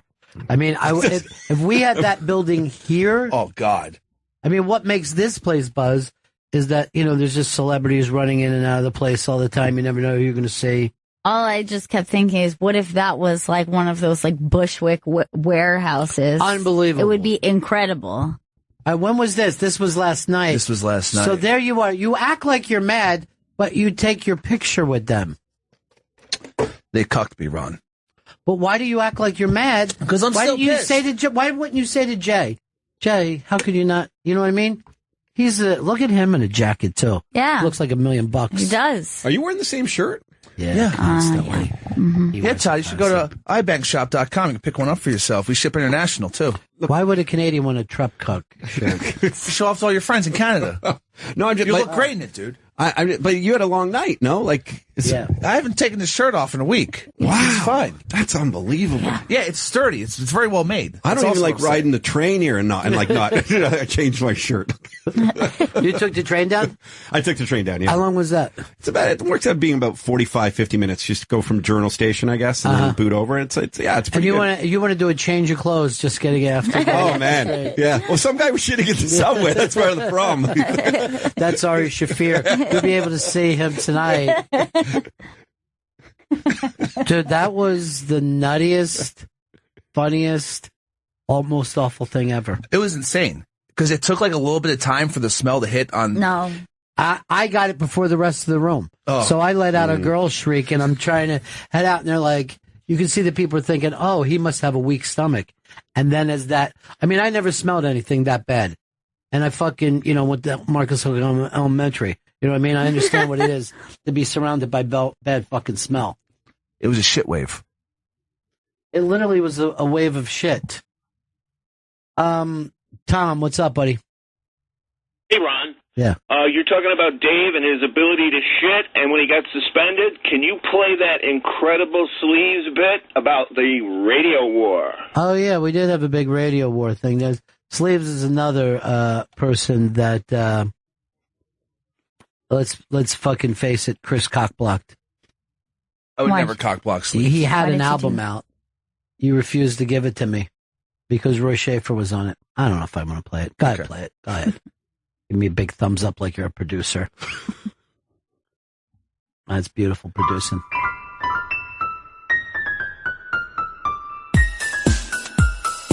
Let's have a radio war against O&A.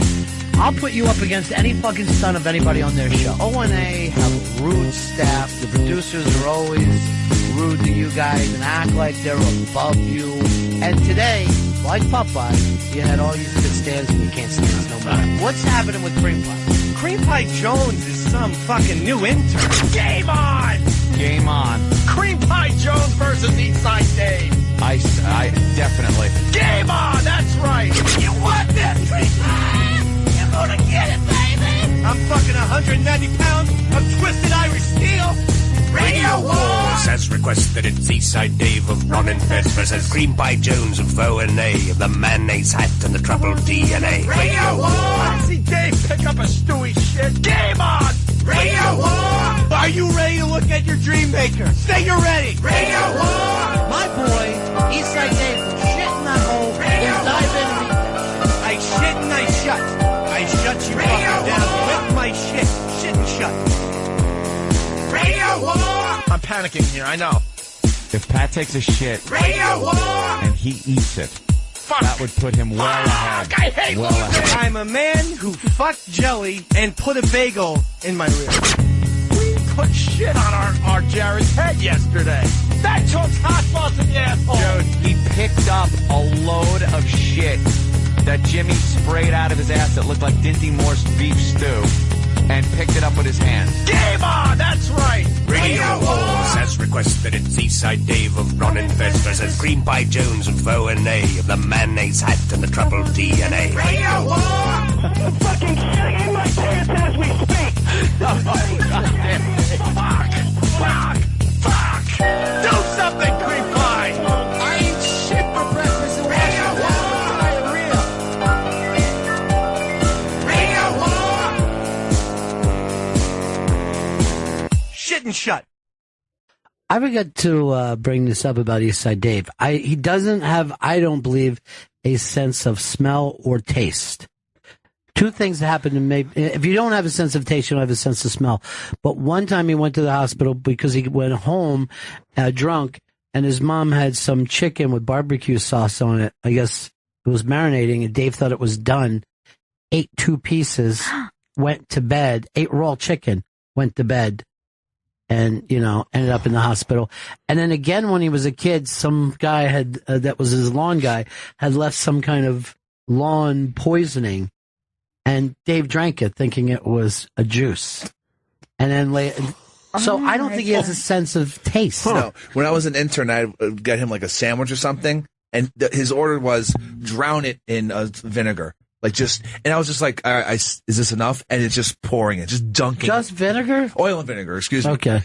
Just fucking dunking it. Because he's after texture. Yeah. Like he doesn't like dessert because the texture of dessert is not as, it's soft. He likes a steak because it's a better texture. He is I would say an X-Men right now. There's some kind of... I'd go into porn if I had no sense of smell or taste. Yeah. I think I'd go into porn. You could do a lot of fetish stuff. Yeah, do whatever. There's people pissing and shitting and raining it down on you. You're like, am I doing it right? Is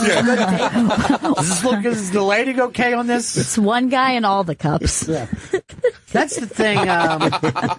You'd be a star. Do you think there's a lot of porn stars who are like, oh God, I can't watch myself work. I just like, oh God, face. Can you hear my voice? It's so obnoxious. Like, what am I saying? God, it's so embarrassing. You're my brother. Fuck me. Is that good? Am I hitting that? I just think that there's the aesthetics of that game has changed so much. I just think we got out of the performance and it's all physicality now. Yeah. Meaning too many beautiful people in porn? Well, it's just the fact that we're not getting a good enough backstory. They can't pull off the back. Like, why are these two people together? Are they supposed to be together? As a lady, I like a storyline. You got to have a Women like a storyline because you're like, storyline. oh, I hope these two aren't married because it's boring. Right. You have to believe it's a bad neighbor or something. The bang bus is a storyline. The bang bus. Of course, that is a good story. You're right. Let's be honest. They pick them up and they kick them off the bus. Yeah, There's the a thing story. is, that dude bro thing, I told you, is the number 2 culture right now. They are the head of that. You know what I mean? They are the head of, look at this bitch. You get some titties. So you're like, please, let's have something. Suck my dick for some ride home. Yeah. That's the whole thing. You guys suck my dick and This the girl- driver's got to watch. Did you just say this is fake? I thought it was real at first. When it first came out, when I was like 18, I was like, holy shit. You're the same way with the Kardashians. You think that that's real. How much would this woman hate walking that she was willing to do It was this? fucking California. No one wants to walk there.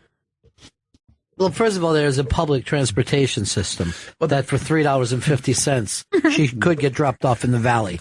Yeah, it's going to take time, but you wouldn't have 4 guys banging her and spitting on her the whole time. You know, the song Walking in L.A. is actually written about this exact thing. It's just about a girl who didn't want to take the bang bus. What was her name? There's Terry something. She had a very short porch where she was the shit. She would have like plastic bras and stuff. Yeah, I can't remember the name, but I don't even think she was. She seemed like a Long Island girl. yeah, that song is so good, though. Nobody walks in L.A. You know, they said that MTV is cut off from the children. Now the kids no longer watch MTV. They don't know what to do. It's because they took the M out of MTV. You gotta love fucking music, kids. Oh, that's insane. Yeah. Yeah. It's all the cheesy shows. And now they can create cheesy shows on their own phones. So that's why. Yeah, that's true.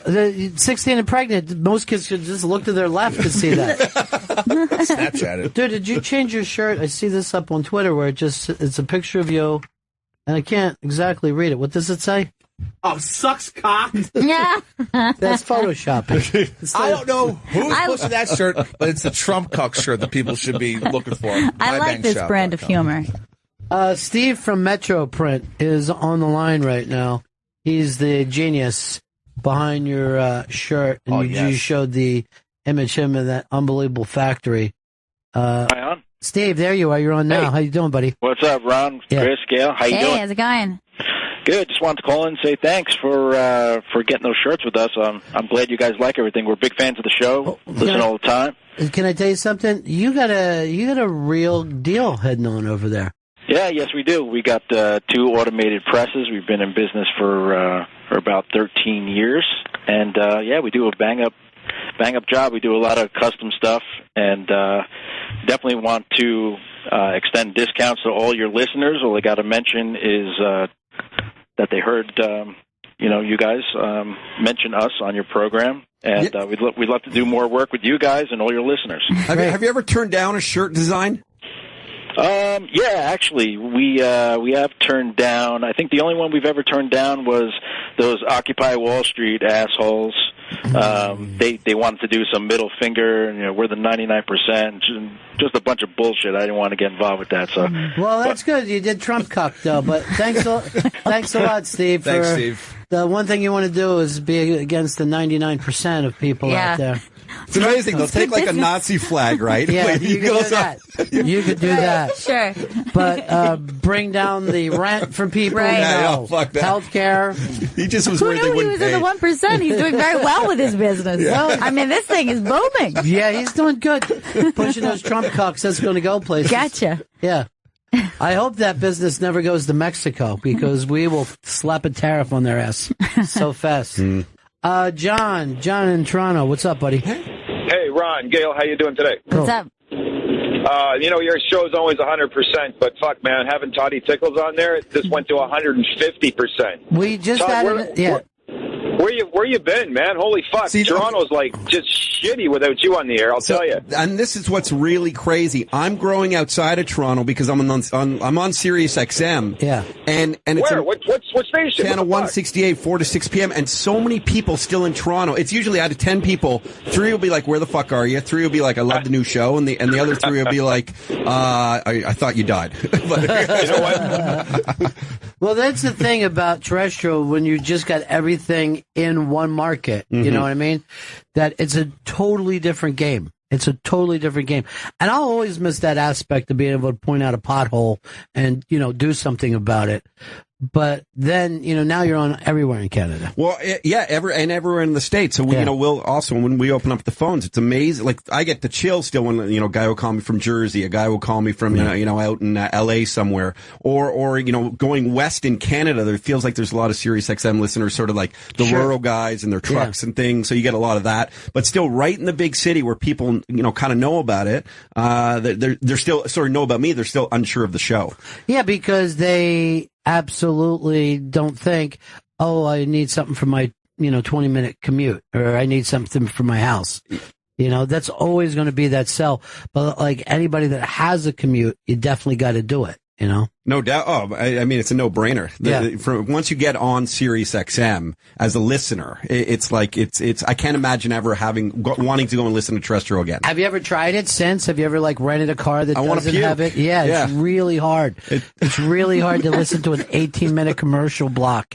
We'll be right back, and then they're not. It's just commercial after commercial. Well, and even the people who advertise on terrestrial don't get it, because no one listens to those commercials. I think it's only if you flip kind of to a commercial. Yeah. That you actually hear a commercial. Yeah, you go from commercial to commercial and you're like, fuck, what is this guy selling? Bedding? Well, I don't know what it is. And all the radio voices you hear too. That's, the put on radio voices they still teach you. That's, that was the only way when I started radio. I was like one of the first wave that just talked like myself and used my own name. And it was considered at the time shocking just to go on and be a person and hem and haw every once in a while, or just say, I don't know. I don't like any of them. Everybody's like, what? He hasn't had the standard station opinion. How long's it been for you now? Well, I started in the late 80s. Wow. That's when I started in the real kind of hair metal days of radio, where you just had to act like you loved every band and you loved. So I'd be one of the first. Why are we playing these guys? And everybody couldn't believe. Like, that was enough to get you in the paper. You know what I mean? Just to say, I don't know.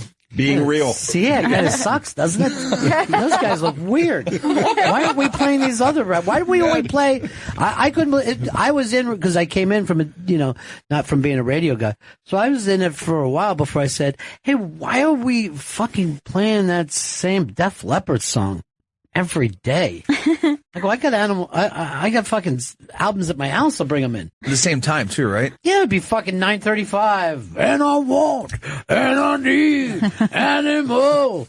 But the weirdest thing is you find out there that if you did break, we're in Florida, if you did break format, people would be like weirded out by it, Like playing a black person on the radio down there. It was like, still like it was 1963. Like death threat shit? Yes. Yeah. Oh, yeah. They would have been fine when I started radio if we just would have opened with Freebird and played Freebird all day. Just a lot of Freebird. And they would come up with excuses why they needed to hear Freebird. Friend of mine laid his bike down last night. Truck ran over top of him. He's gone. You put a little Freebird on. That would be it. Just had a baby. So if you could hit some Freebird up there. I'm not kidding you when I said. I woke up this morning. Yeah. 12, 14 requests every show for Freebird. I go, we just fucking played Freebird, dude. I don't know what to tell you. It's the same song. I know you own Freebird, too. You can just fucking pop it in right now. You don't need us. Number one. Yeah. They were fucking crazy about Freebird. I was like, even Skinner has a lot more songs. Get that catalog a spin. Try give me 3 steps for 5 minutes. Can't constantly be Freebird. Then you put it on and you're like, yeah, this is pretty fucking good, isn't it? I mean, that dude is as free as a bird now. He ain't changing. Oh, no. Nothing's you changing. Cannot change. Nothing's going to change this prick. I mean, he is set in his ways.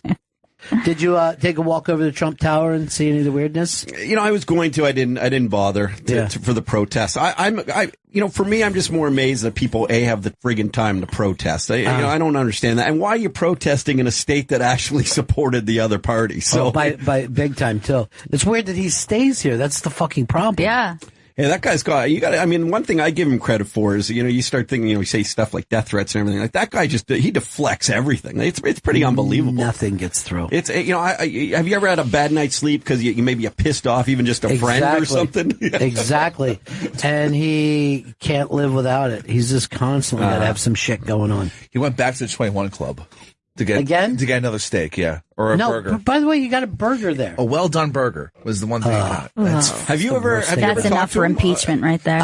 No, I've seen him around plenty of times, but he was always like an exclusive Howard guy. Okay. In New York, and I think O&A did him once, and then he was mad at him. And the boys are always in and out, but not since they started running. But Steve Bannon is his guy that ran everything. Was doing a fucking radio show just down the hall months ago. Vito was producing for him for a while. Which guy's that? It's Steve Bannon. He's the guy. No, I know Bannon. Sorry. Yeah. We had, I talked once a month to Milo Yiannopoulos. Have you ever had him on? No. And so, that guy blew me away in terms of just what he just showed me the way the other side thinks.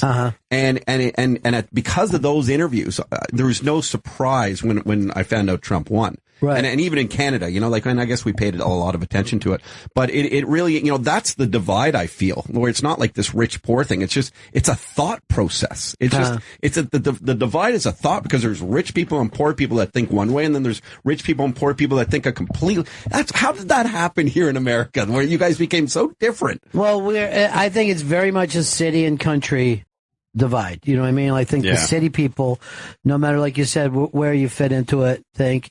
And then we've broken it down to these 6 ideas that if you're for any 2 of them, you find yourself supporting the other 4 ideas of that platform. Like, I don't think a lot of people that voted for Trump were thinking about abortion rights, but they're going to be affected. Mm-hmm. You know what I mean?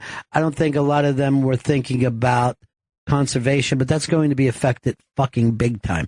The guy that they just put in charge of the EPA, he's the exact opposite of protection. So those things are going to come into play over the next 4 years. The other thing you have to remember, he's a crazy entertaining guy. You know what I mean? Like, every day you got something to talk about with Trump. And to give him this, his energy is unfucking believable. At 70 years old, to do what he did, 4-hour, 5-hour nights, and just go. I completely agree with you there. Just think, you're on the road right now, how you feel. He did gigs every fucking day, 4 or 5 of them a day. You normally need a couple days to relax. He never goes back to his regular life. There is no regular life for him. It's just this fucking go, go, go thing. And I don't even think he realizes what his last year and a half has been like, you know? Is there like a limitless drug or something? Like, is there? It does seem that way, right? It does seem like he's doing some fucking drug none of us have heard of Doesn't before. Make sense. Yeah. If anyone has it, it's him, you would think. Yeah. Vito, when you were working with Steve Bannon, right? As Breitbart Radio? Yeah. Do you think that they really thought at that time that Trump was going to win? The listeners very strongly were convinced he was going to win. They would call in every day and be like, look, I saw somebody wearing one of those headdresses the other day, so ISIS is here. We got to stop Obama. He started this whole thing. A lot of it's driven by that kind of fear, and that doesn't mean that everybody is. But that kind of fear is fucking big for people. And I saw it last night when Ari Shaffir brought a box of shit. I know what it's like. I know what it's like to see chaos. You know, you were in the shit, literally. They have worked out where you can see the patterns of something like that taking place. Like, if somebody could go back and look at the way and know where the shit was in the room.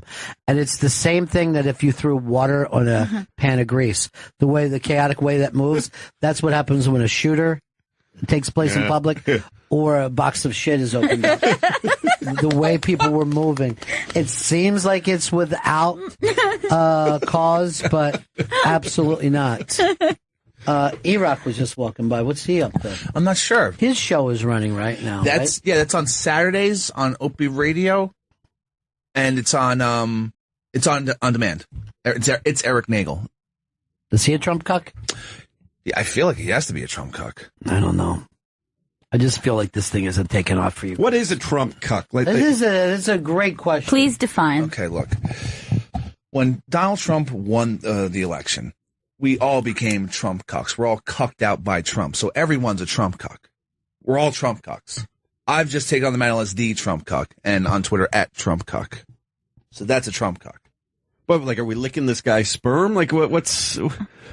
We're cucking out to him every day, no matter what you're doing, because he's running the country. So you're saying we're sitting back and watching him fuck, and therefore we're all cucks. Yeah, we're all. Wouldn't we always be a cuck to any president then? Especially Trump cuck. Yeah. Were we Obama cucks? We were cucks to Obama. See, I don't think that you're right there. I think this whole thing just started recently. The cuck talk. I think that you don't even understand your own brand.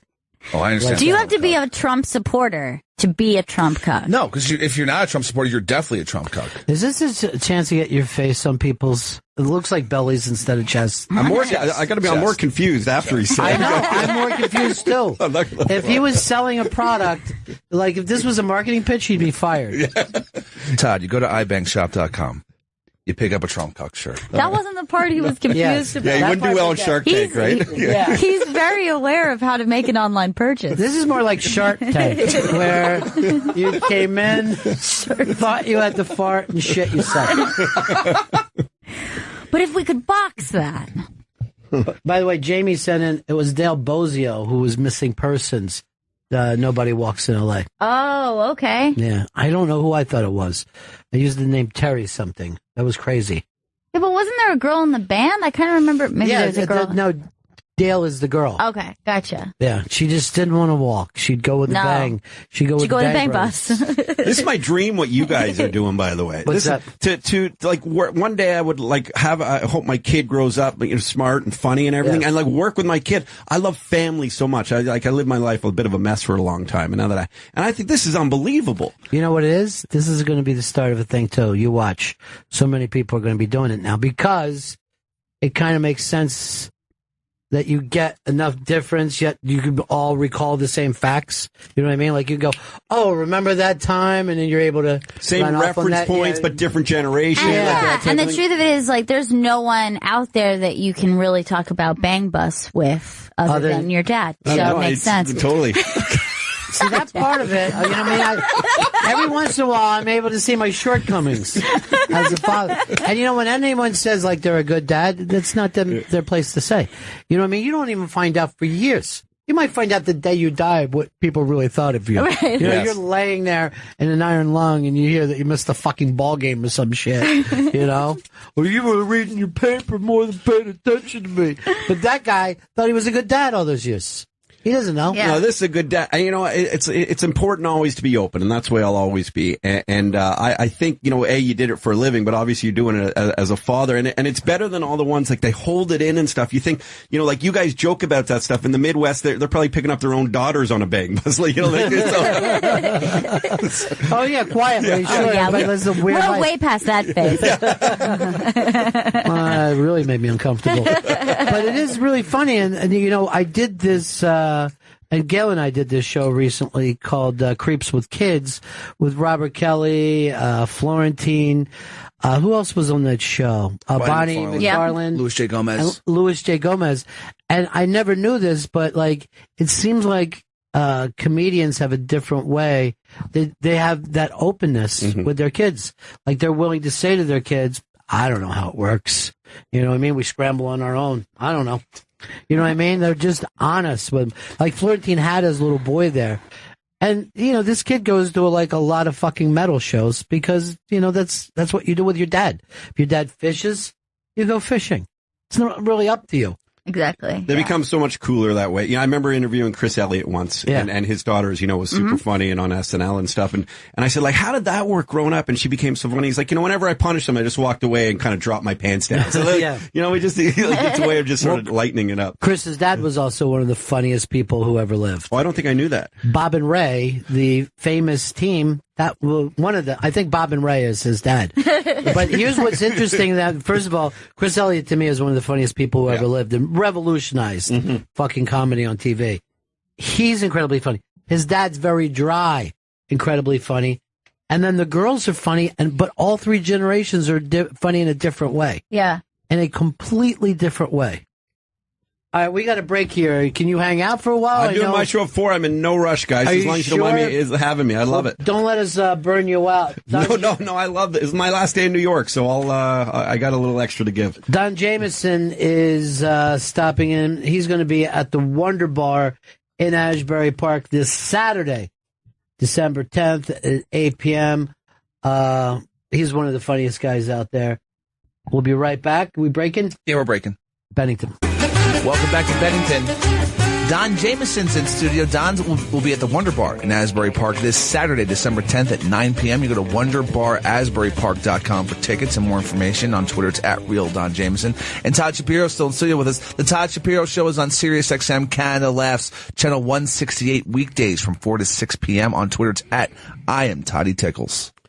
Oh, that's a great nickname. I actually hate it. Yeah, there's cops lurking around the studio. They think you got a pedophile in here.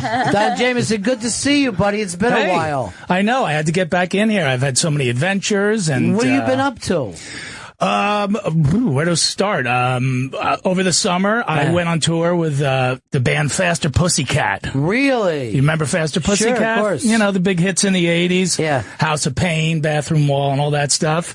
And, I said, hey, that metal show isn't taping anymore. So, why not go out on the road with a hard party and rock band for a month and yell at people and tell jokes in rock clubs? How easy or difficult is that to open for Faster Pussycat? Mostly difficult, but I loved it, man. It was so cool. The audiences love the comedy with the music, man. It really goes over well because I have a whole set of, just music and band-related stuff that I'll do, like a full 30 minutes of just music stuff, where I could get, into some deep stuff that I couldn't get into in a comedy club.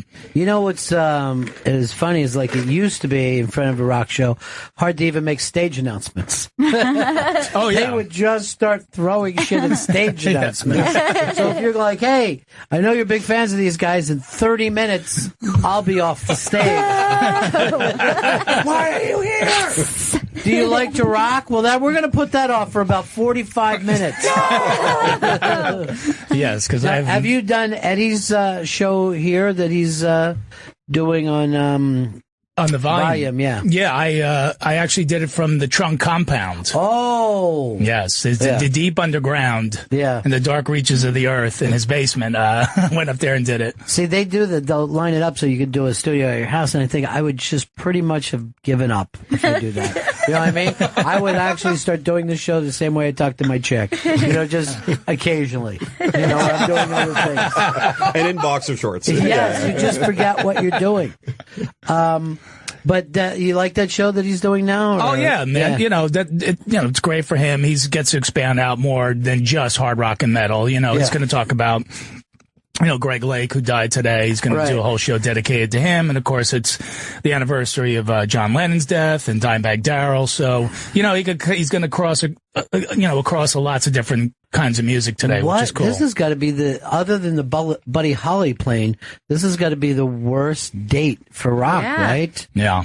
And Dimebag still to this day doesn't get the same attention because it's John Lennon, and that's always going to be at the top of the page. You're just not going to be able to get by it, but that guy was beloved. Yeah. I always forget it's John Lennon because I'm not a Beatles fan. Right. But then, obviously on Twitter and everybody's... Wait, even if you're not a Beatles fan, you forget it was John Lennon? I forget the day.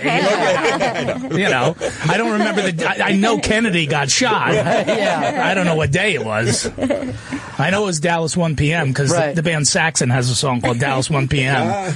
And everyone remembers when Martin Luther King died, right?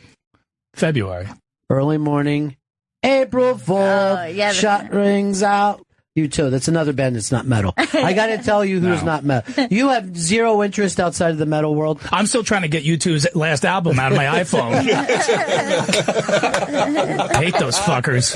It's always you, Norton, and Florentine are the guys that will have used your comedy celebrity to move into this rock worship world. Right, where there's less money. Yeah, where you would love, but the backstage occasions that you guys have gotten because of comedy.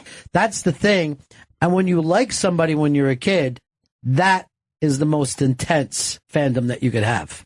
Right. And I've interviewed every single one of my idols. I've hung out with, almost all of them.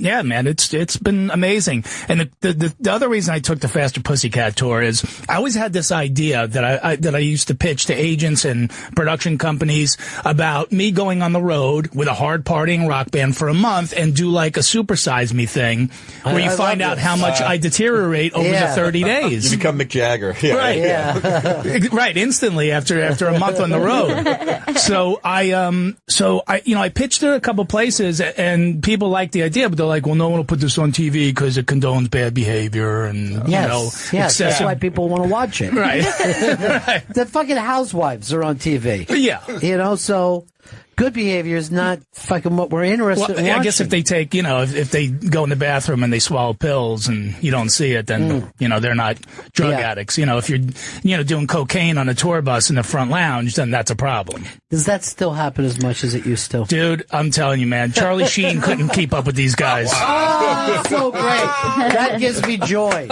Me too. That happens. Because when I was writing the treatment, I started thinking of like the typical bands, because you want to give examples to people. Okay, imagine we go on the road and I go, like Aerosmith. Oh, wait, they don't party anymore. Right. Okay, Ozzy. Well, they don't party anymore.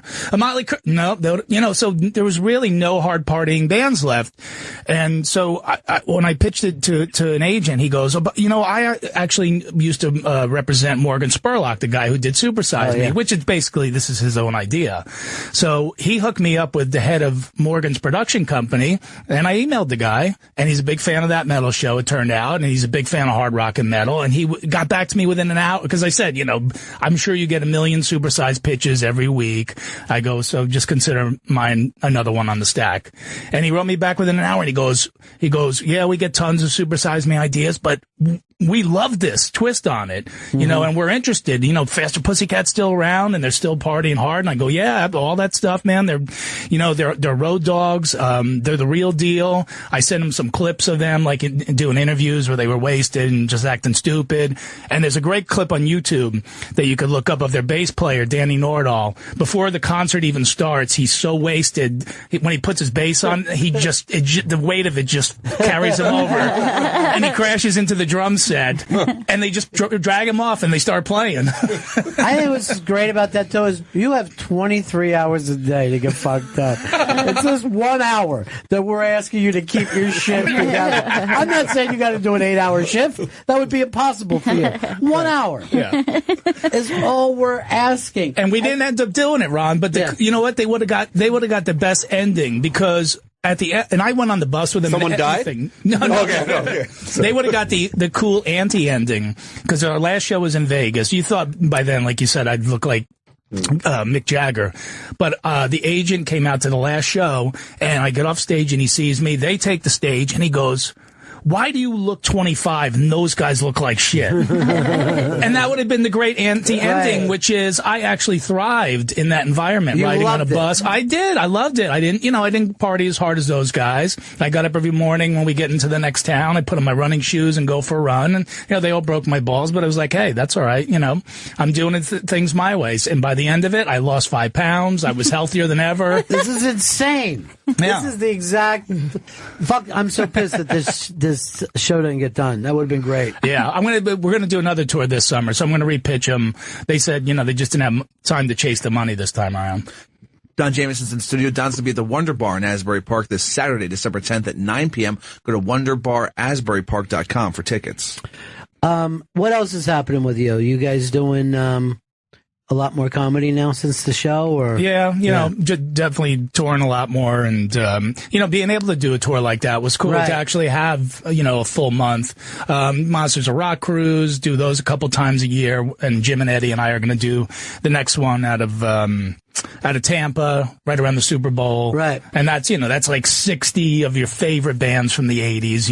It's like, I get all of Kip Winger's leftovers. But you're stuck on a boat with them. You're stuck on a boat. Yeah, but on that boat, I'm like I'm Jared Leto on that.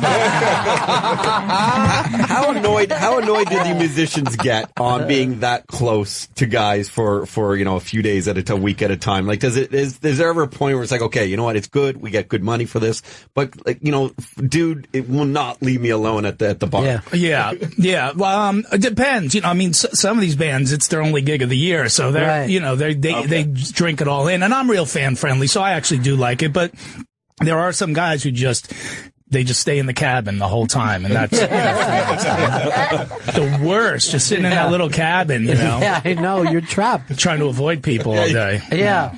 You really is a floating jail when you think about a cruise ship. It's the same conditions as any prison, but you're floating. Big J does those things, too. And aren't they doing one in January? And what kind of bands do they get for that? They get... I think like Korn. They go more 90s rock. Yeah. He does the heavier cruises, yeah. Mine is like, Winger, Striper, Tesla, Cinderella, like those bands. Have you done a Kiss cruise? I haven't, no. Okay. This is the only one I've done, but yeah. Are you like Jim and Norton that Kiss is still the holy grail for you guys? Is that the beginning of it all? That was my gateway drug, was Kiss Destroyer, and then it was just after that. It was like when I was 11, I was listening to Kiss Destroyer and George Carlin, Operation Fool. And this became your life. And that's your parents right there. Yeah. So that probably does say something about my upbringing. But I recorded a new CD this past weekend in Ohio. Great. I'm going to put out through Metal Blade Records. I even do comedy, my albums are on a metal label. So I'm doing another one for them, and yeah, man, just getting around touring, man, as much as possible, trying to get out and pitch shows again. I did a sitcom pilot with Rick Overton and Paul Provenza and Mark Riccadonna. That's a bunch great. of people. Fugelsang was in it. Yeah. What was it about? It's called The Radio Gods. It's about a couple of guys who are.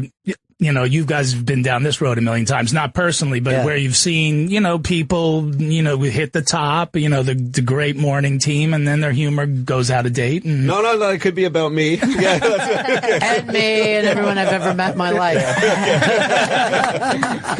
Everyone I've ever met in my life. But like everything else, like we were talking about TV, comedy, whatever it is, rock, you're just following this thing. Everyone just thinks that making it is a plateau. And it's just this wave that goes, and you're always just one thing away from it working again. Yeah. Like, think of, those 80s bands went through a time where, nobody was interested in the 90s. Then 2000 hits, and people are like, hey. Celebrity Rehab came out. Yeah. We got them all back. Motley Crue went through a period when they weren't fucking selling. They're playing clubs. Yeah. Kiss was almost playing clubs at one point. That's unbelievable when you think about it. Yeah. Only, we brought up the Stones. They're the only band, I think, that hit, stadiums and stayed there. Stayed there now for at least 40 years. At least 40 years. Yeah, I'd say so. Which is crazy. Now look at GNR. That was a thing where Slash was around doing those small things.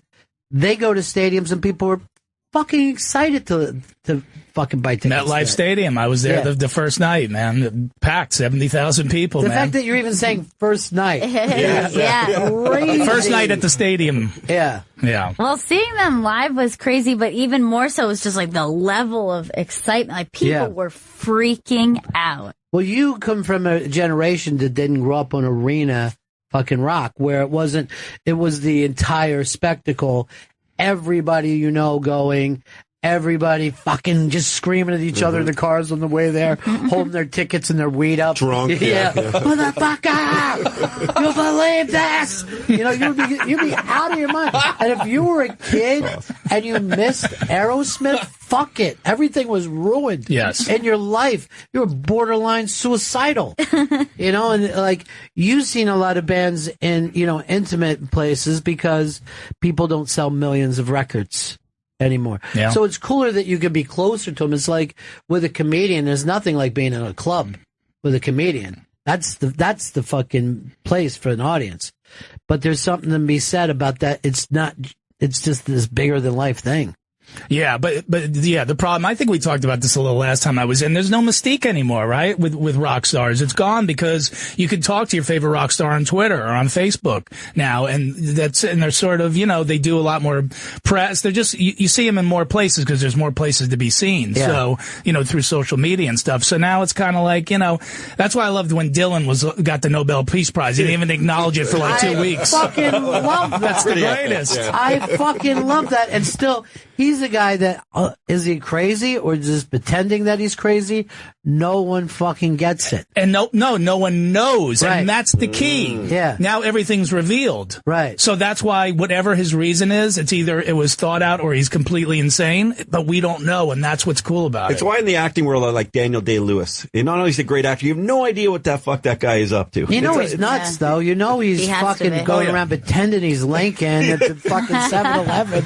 He didn't go up at one point to become a cobbler. Like, he went to Italy to make shoes. He won't even talk about that. He will not discuss what that was about. Don't talk about the fucking But there was an article the other day. There's no such thing as a movie star. The movie star itself is dead. Mm-hmm. The franchise is key. If you're in a Star Wars, you got a big fucking movie. But if you're going to do a movie about you and two other guys going to Mexico and shooting a fucking drug, no one's going to show up for it. They don't show up for movie stars. I don't even know, would you consider Chris Pratt to be a movie star? Yeah, I would say that he should be of that status, but without one of those franchises or the people who've seen him in that, they go, oh, it's a Chris Pratt joint, so I'm definitely in. Yeah. I got a boner when I found out he's in the building, though, the other day. Well, no, that always, we were just like, oh, the Rogue One guys are here. This is so cool, but then we're going, but we never even saw these people before. No. But we're just knowing they're going to be in Star Wars. Everyone's like, oh, the Star Wars guys that we've never seen. It's just a bunch of English actors. This is great. You're right. It is the franchise. Now you think about it. Yeah, it's not the actor. The franchise and fucking YouTube stars. Yeah. I can't even follow YouTube stars at all. Would you say that Robert Downey Jr. has that status? Or no, it's just based on the franchise. He was a great actor. Got into the franchise thing, became a movie star, but I don't know if he's he did that movie with Zach Galifianakis and it wasn't a big hit. No, it's the franchise. It's the franchise. Especially if you were to ask a millennial, I think, they would be like, oh yeah, Iron Man. That's... Yeah, my favorite actor is Iron Man. That's what they fucking kids. Even so good. Johnny Depp, if he doesn't dress up like a pirate, no one fucking shows up. Yeah. He's got to be in a fucking pirate suit. Everything else tanks. Everything. They said he's the most overpaid actor. 2 years in a row. 2 years in a row. Because, he just doesn't have the return. Not well paid, but overpaid. Overpaid.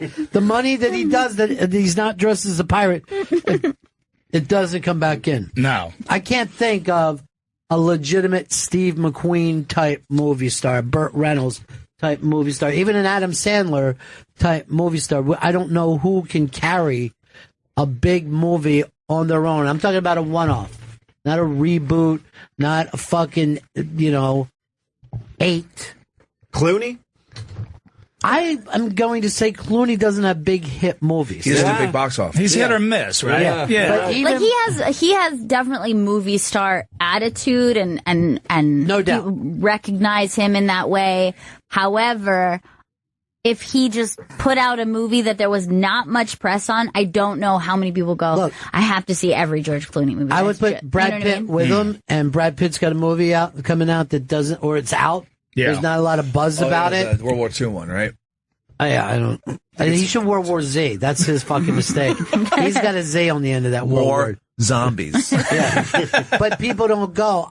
They'll watch it when it gets to TV, but I'm even like that with a lot of people. I don't show up to see a Clooney movie. Yeah, Clooney had Tomorrowland, and that thing bombed terribly. Did you see it? No, I didn't. I couldn't even fucking follow it. It was that bad? Yeah, and it's a kid's movie, and I'm like, what? I wouldn't even buy it off the Asian woman on the subway for $2. That's stereotyping. You know what I mean? They're ever not Asian. I forgot. Trump one. We can do that. We can do whatever we like. It's great again. Yeah, and it's so great again. He's going to deport most of Brad and Angeline's kids anyway. So I'm going to miss them. Maddox? Oh, God. Yeah. Pax? Sahara? If they can't make it, nobody can. Brad can't even get around to seeing those kids. He's fucked. He's got to see him through a moving car. What did he do? Like, if He did something. He yelled on a plane. Why are you blaming him? You think Angelina Jolie is a walk on the beach to be with? You know what? He's bringing some truth to us right now. Yeah, that's a good point. She's got the fucking she's lawyered up. He's not. She used to carry vials of blood around her neck of Billy Bob Thornton. She used to make out with her brother. Who wouldn't, though? She was a heroin addict. She was a lesbian. You think she's easy to hang with? God, she's hot. Just hearing all those stories. So amazing. One after Some of another. those were roles, though. She was a fucking vampire. She was a cobbler in Italy. Yeah. I remember. Her and Daniel Day-Lewis had a haberdashery. She died. I'm gonna miss her. But yeah, Brad Pitt. It seems like the media is on her side. I think he got drunk once and called this kid fat or something. He yelled at a kid on their private jet. Is what the horrors. The horrors. Boy, that I wish that happened. was the worst thing that happened to me when I was a kid. Didn't hit him. Yeah. Got loud. He got loud with his kid because apparently he smokes too much weed too. That's another problem. That doesn't make you loud, does it? Maybe it does for Pitt.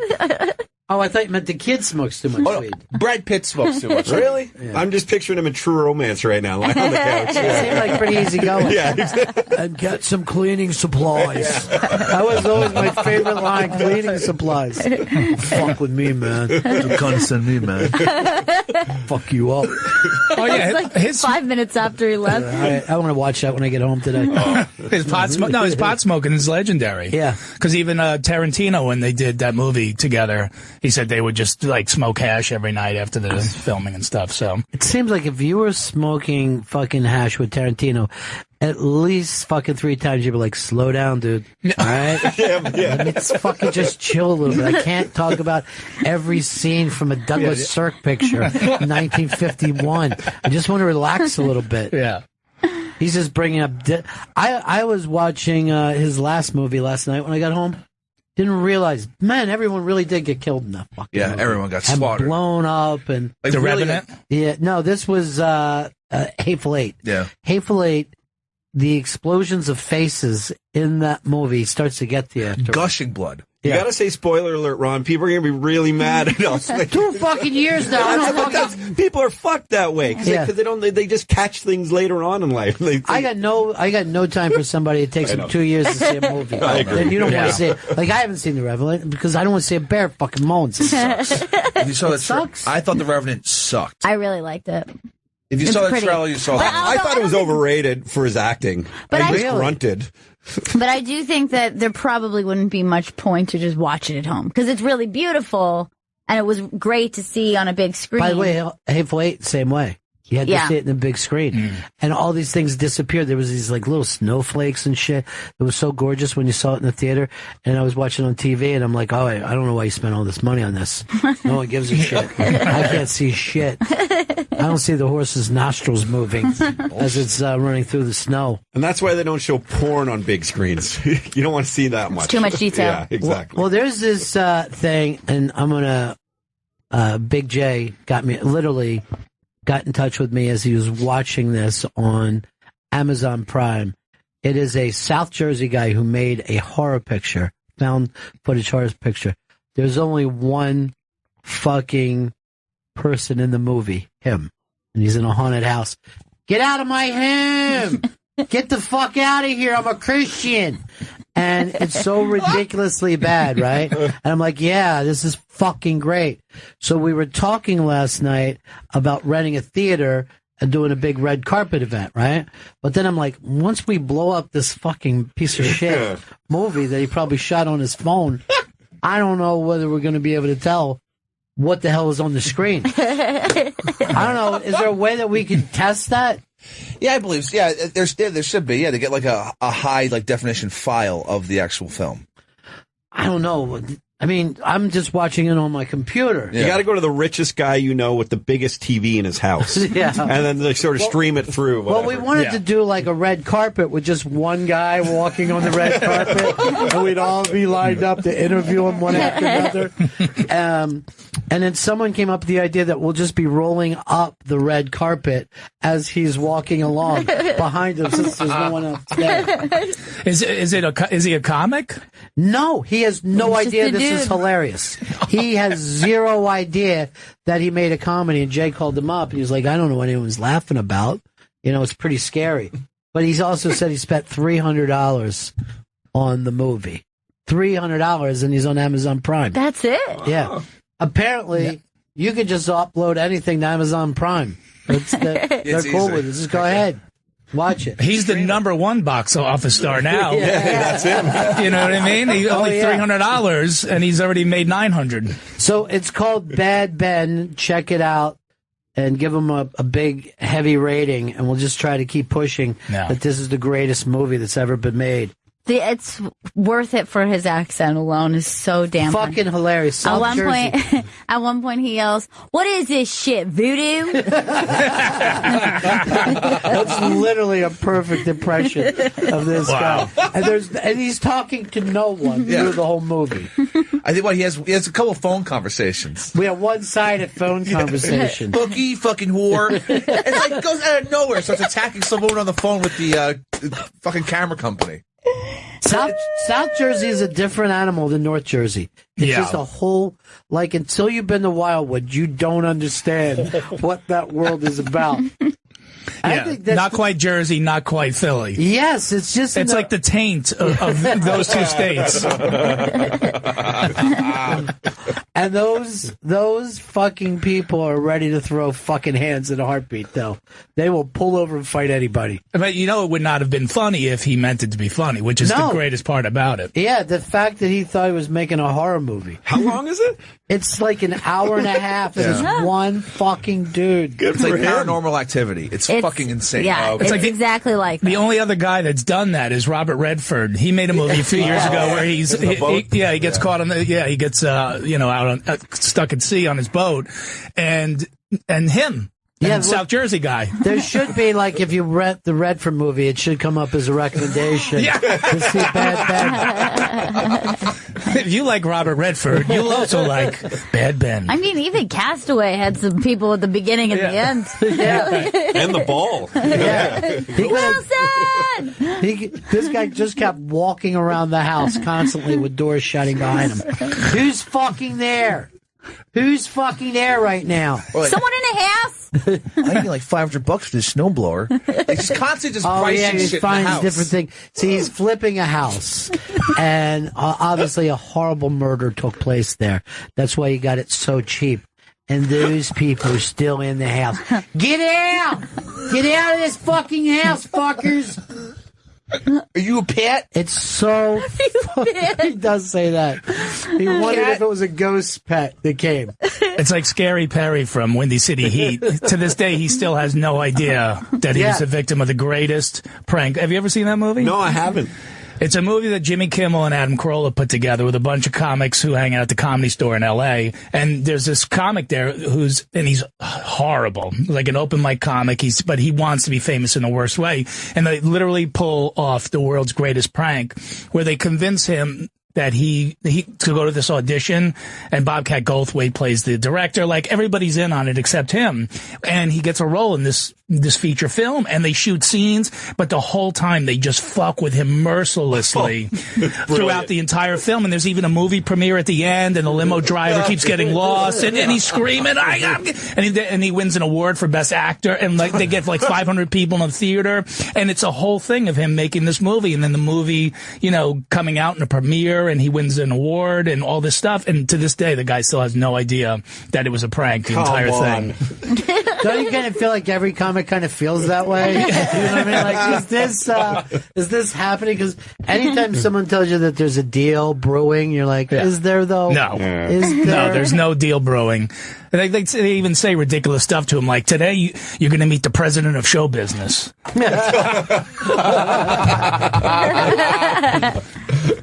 Chris, Diana, who's really the who's who of comedy in New York. She's at everything. She said that she had a great seat, and then she tweeted out that you came and stood in front of her the entire show. No. Just look at this. Diana, blame Jay for that. For not Would have calling been in me the corner, sooner. except for I was already there, Stanley. Cucked by Trump Cuck. Cuck blocked. Seriously. That was a cuck blocking. But do you ever look around to see who's behind you? I thought I was moving to the right. It's that alcove over there. That alcove, he says. What fucking alcove? There's like an alcove or like doorway that was to my right that I was fucking trying to cuck out in. Alcove. Why wouldn't you just say, I'm taller than you, would you like to stand in front of me? That would have been the more responsible thing to do. Nicer thing. We did this thing last night. It was Big J's birthday, and everything was going great. And at the end, Ari's there and had given him a present all wrapped up in a box. I don't even have to tell you what was in the box. He had shit in it. Yeah. And forced the entire room to leave and run for their lives. Do we know what kind of waste? It was his own shit, his string cheese shit. That, I'm telling you, I don't think adult men. That never smelled anything like that. No. I think because it was stuck in a box. Yeah, it's in its own shit and when box. that came out, it was the fucking Great White Show. People were trying to get out of it. They were fucking screaming. People are trampling. Yeah, I was trampling over some people. It was fucking horrifying. But that's the greatest thing about being a comic, man. We're all 12 years old still. I am telling you, I looked back over my shoulder, and Ari Shaffir was lying down laughing with such joy on his face. Like I've never... Like devious, a little? Yes, this little is... too much. I imagine like... It was like the chicken in Glorious Bastards when it's burning. Yeah, and like, she's laughing. Wow. That's a really good... I could just see his face getting large on the fucking screen. It was horrifying.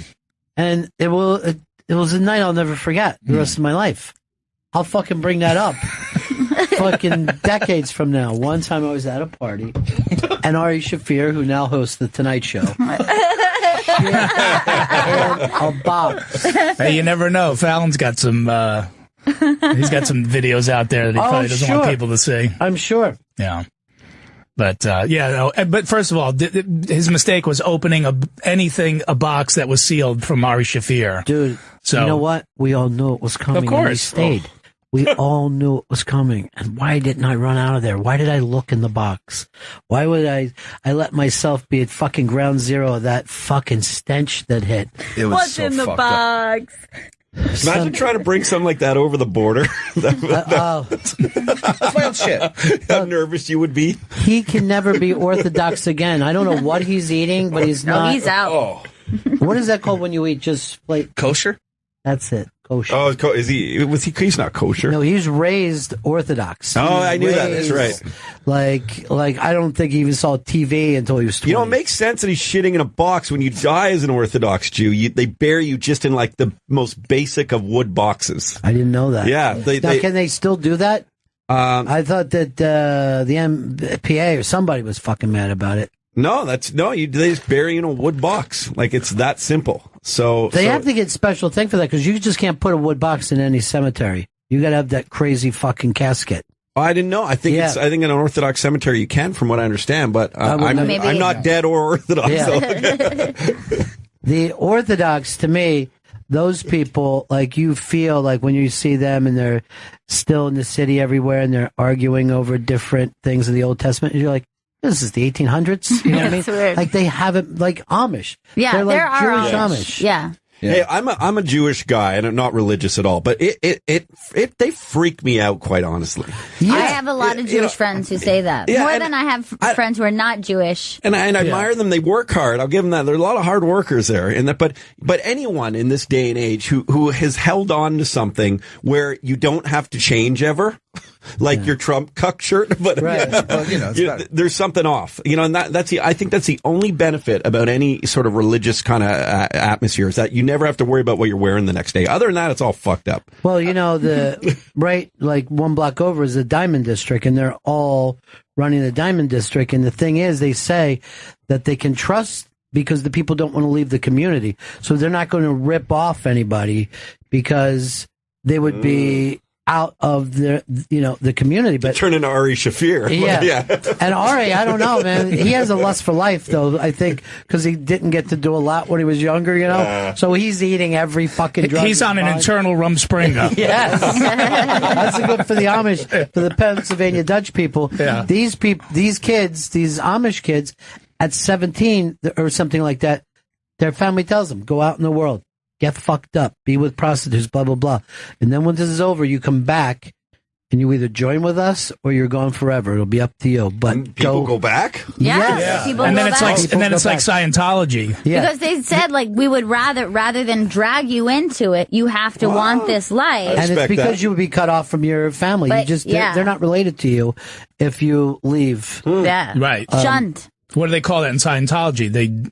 You have to. You're a suppressive person, right? But they say it's some kind of. They have a word for it, like you're where you just disconnected or whatever. Yeah, and your family just disowns you. I'm watching the Leah Remini fucking thing. Yeah. It's amazing. I know. It's good. And I used to live right there in Clearwater. I was right that my club was in Clearwater. My club, the place we were at, I think Scientology bought that property and all, but I never had any problem with them because I wasn't one of them. These fucking people, these Sea Orgs.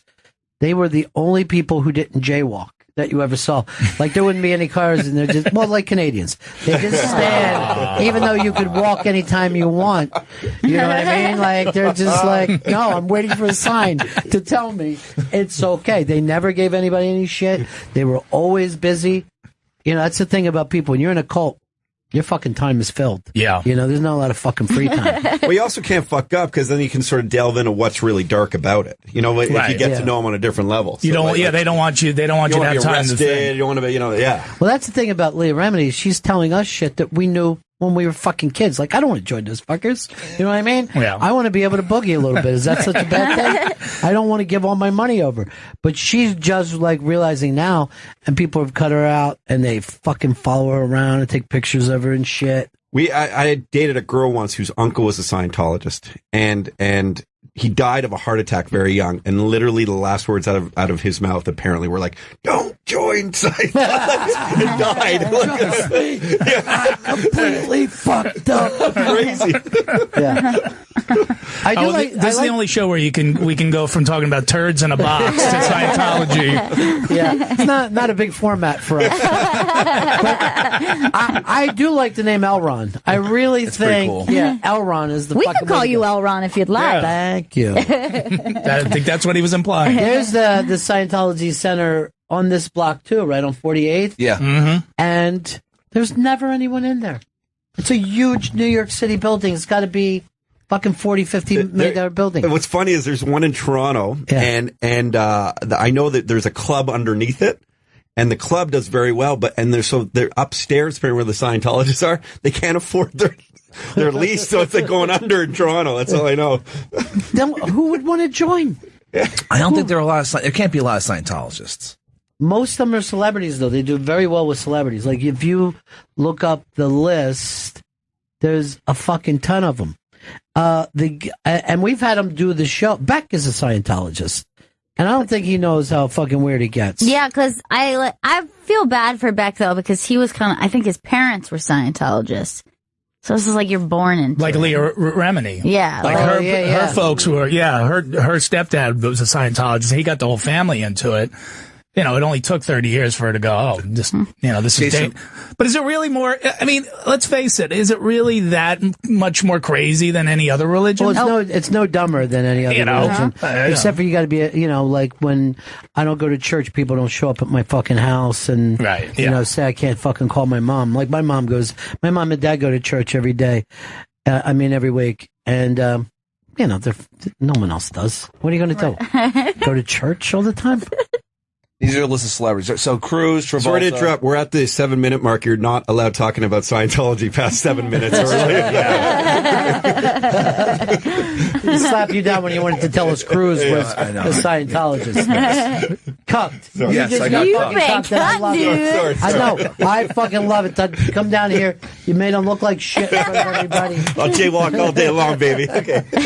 Canadians don't jaywalk. You know? Yeah, I'm aggressive. I'm an aggressive Canadian. But yeah, there's a lot of polite. Yeah, they don't. They're scared. Yeah. I'm not saying this because he's into it, but all my times performing in Canada, man, they're the best comedy audiences, man. They're smart. They know all our American stuff better than we do, especially politics. Some of the greatest comedians of all time have come out of Canada. I mean, seriously. No, the American comics are way better. But I'm just saying, when we go there, because our comedians, they're very bright. They put shit in the box for someone's birthday. Very highbrow humor. That high wit that we have. What are you giving me the finger for, Chris? 3 minutes. We got to wrap this up. We have to wrap it up, yes. Why don't you give Don a nice plug? He's got a lot of stuff going on in his career. We don't get to see him much.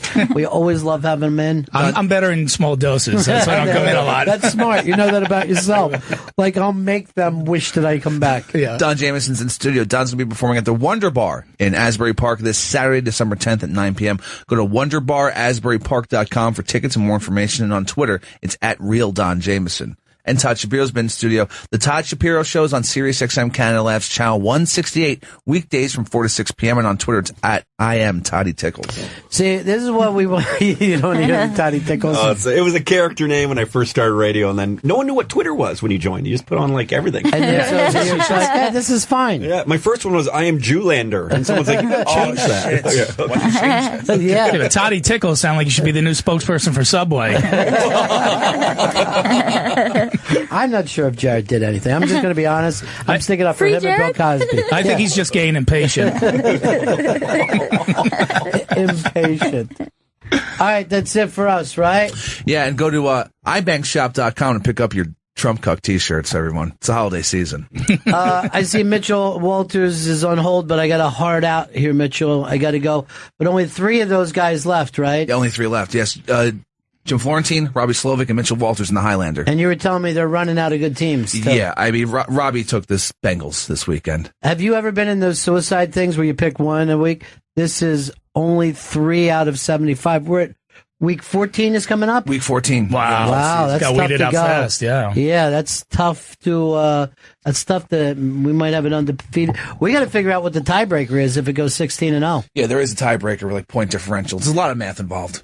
Call Fez. He knows how to break ties. Yeah. That's his thing. All right, that's it for us.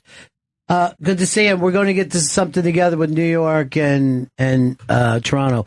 I want to do shows where we do it's New York and Toronto, and then bring those guys down here. It's Toronto and New York, and then nobody will pay attention to it. And it'll be fun. Well, a lot of fun, though. Yeah, thank you, by the way. Yeah. Thank you, my friend. All right, that's it for us. Gail, you're not saying when your next Gail Meets Girls is going to be very soon. An announcement probably by the end of this week when the next episode will be up. So keep checking the Interrobang. The buzz I hear is very controversial. Very controversial. That's it for us.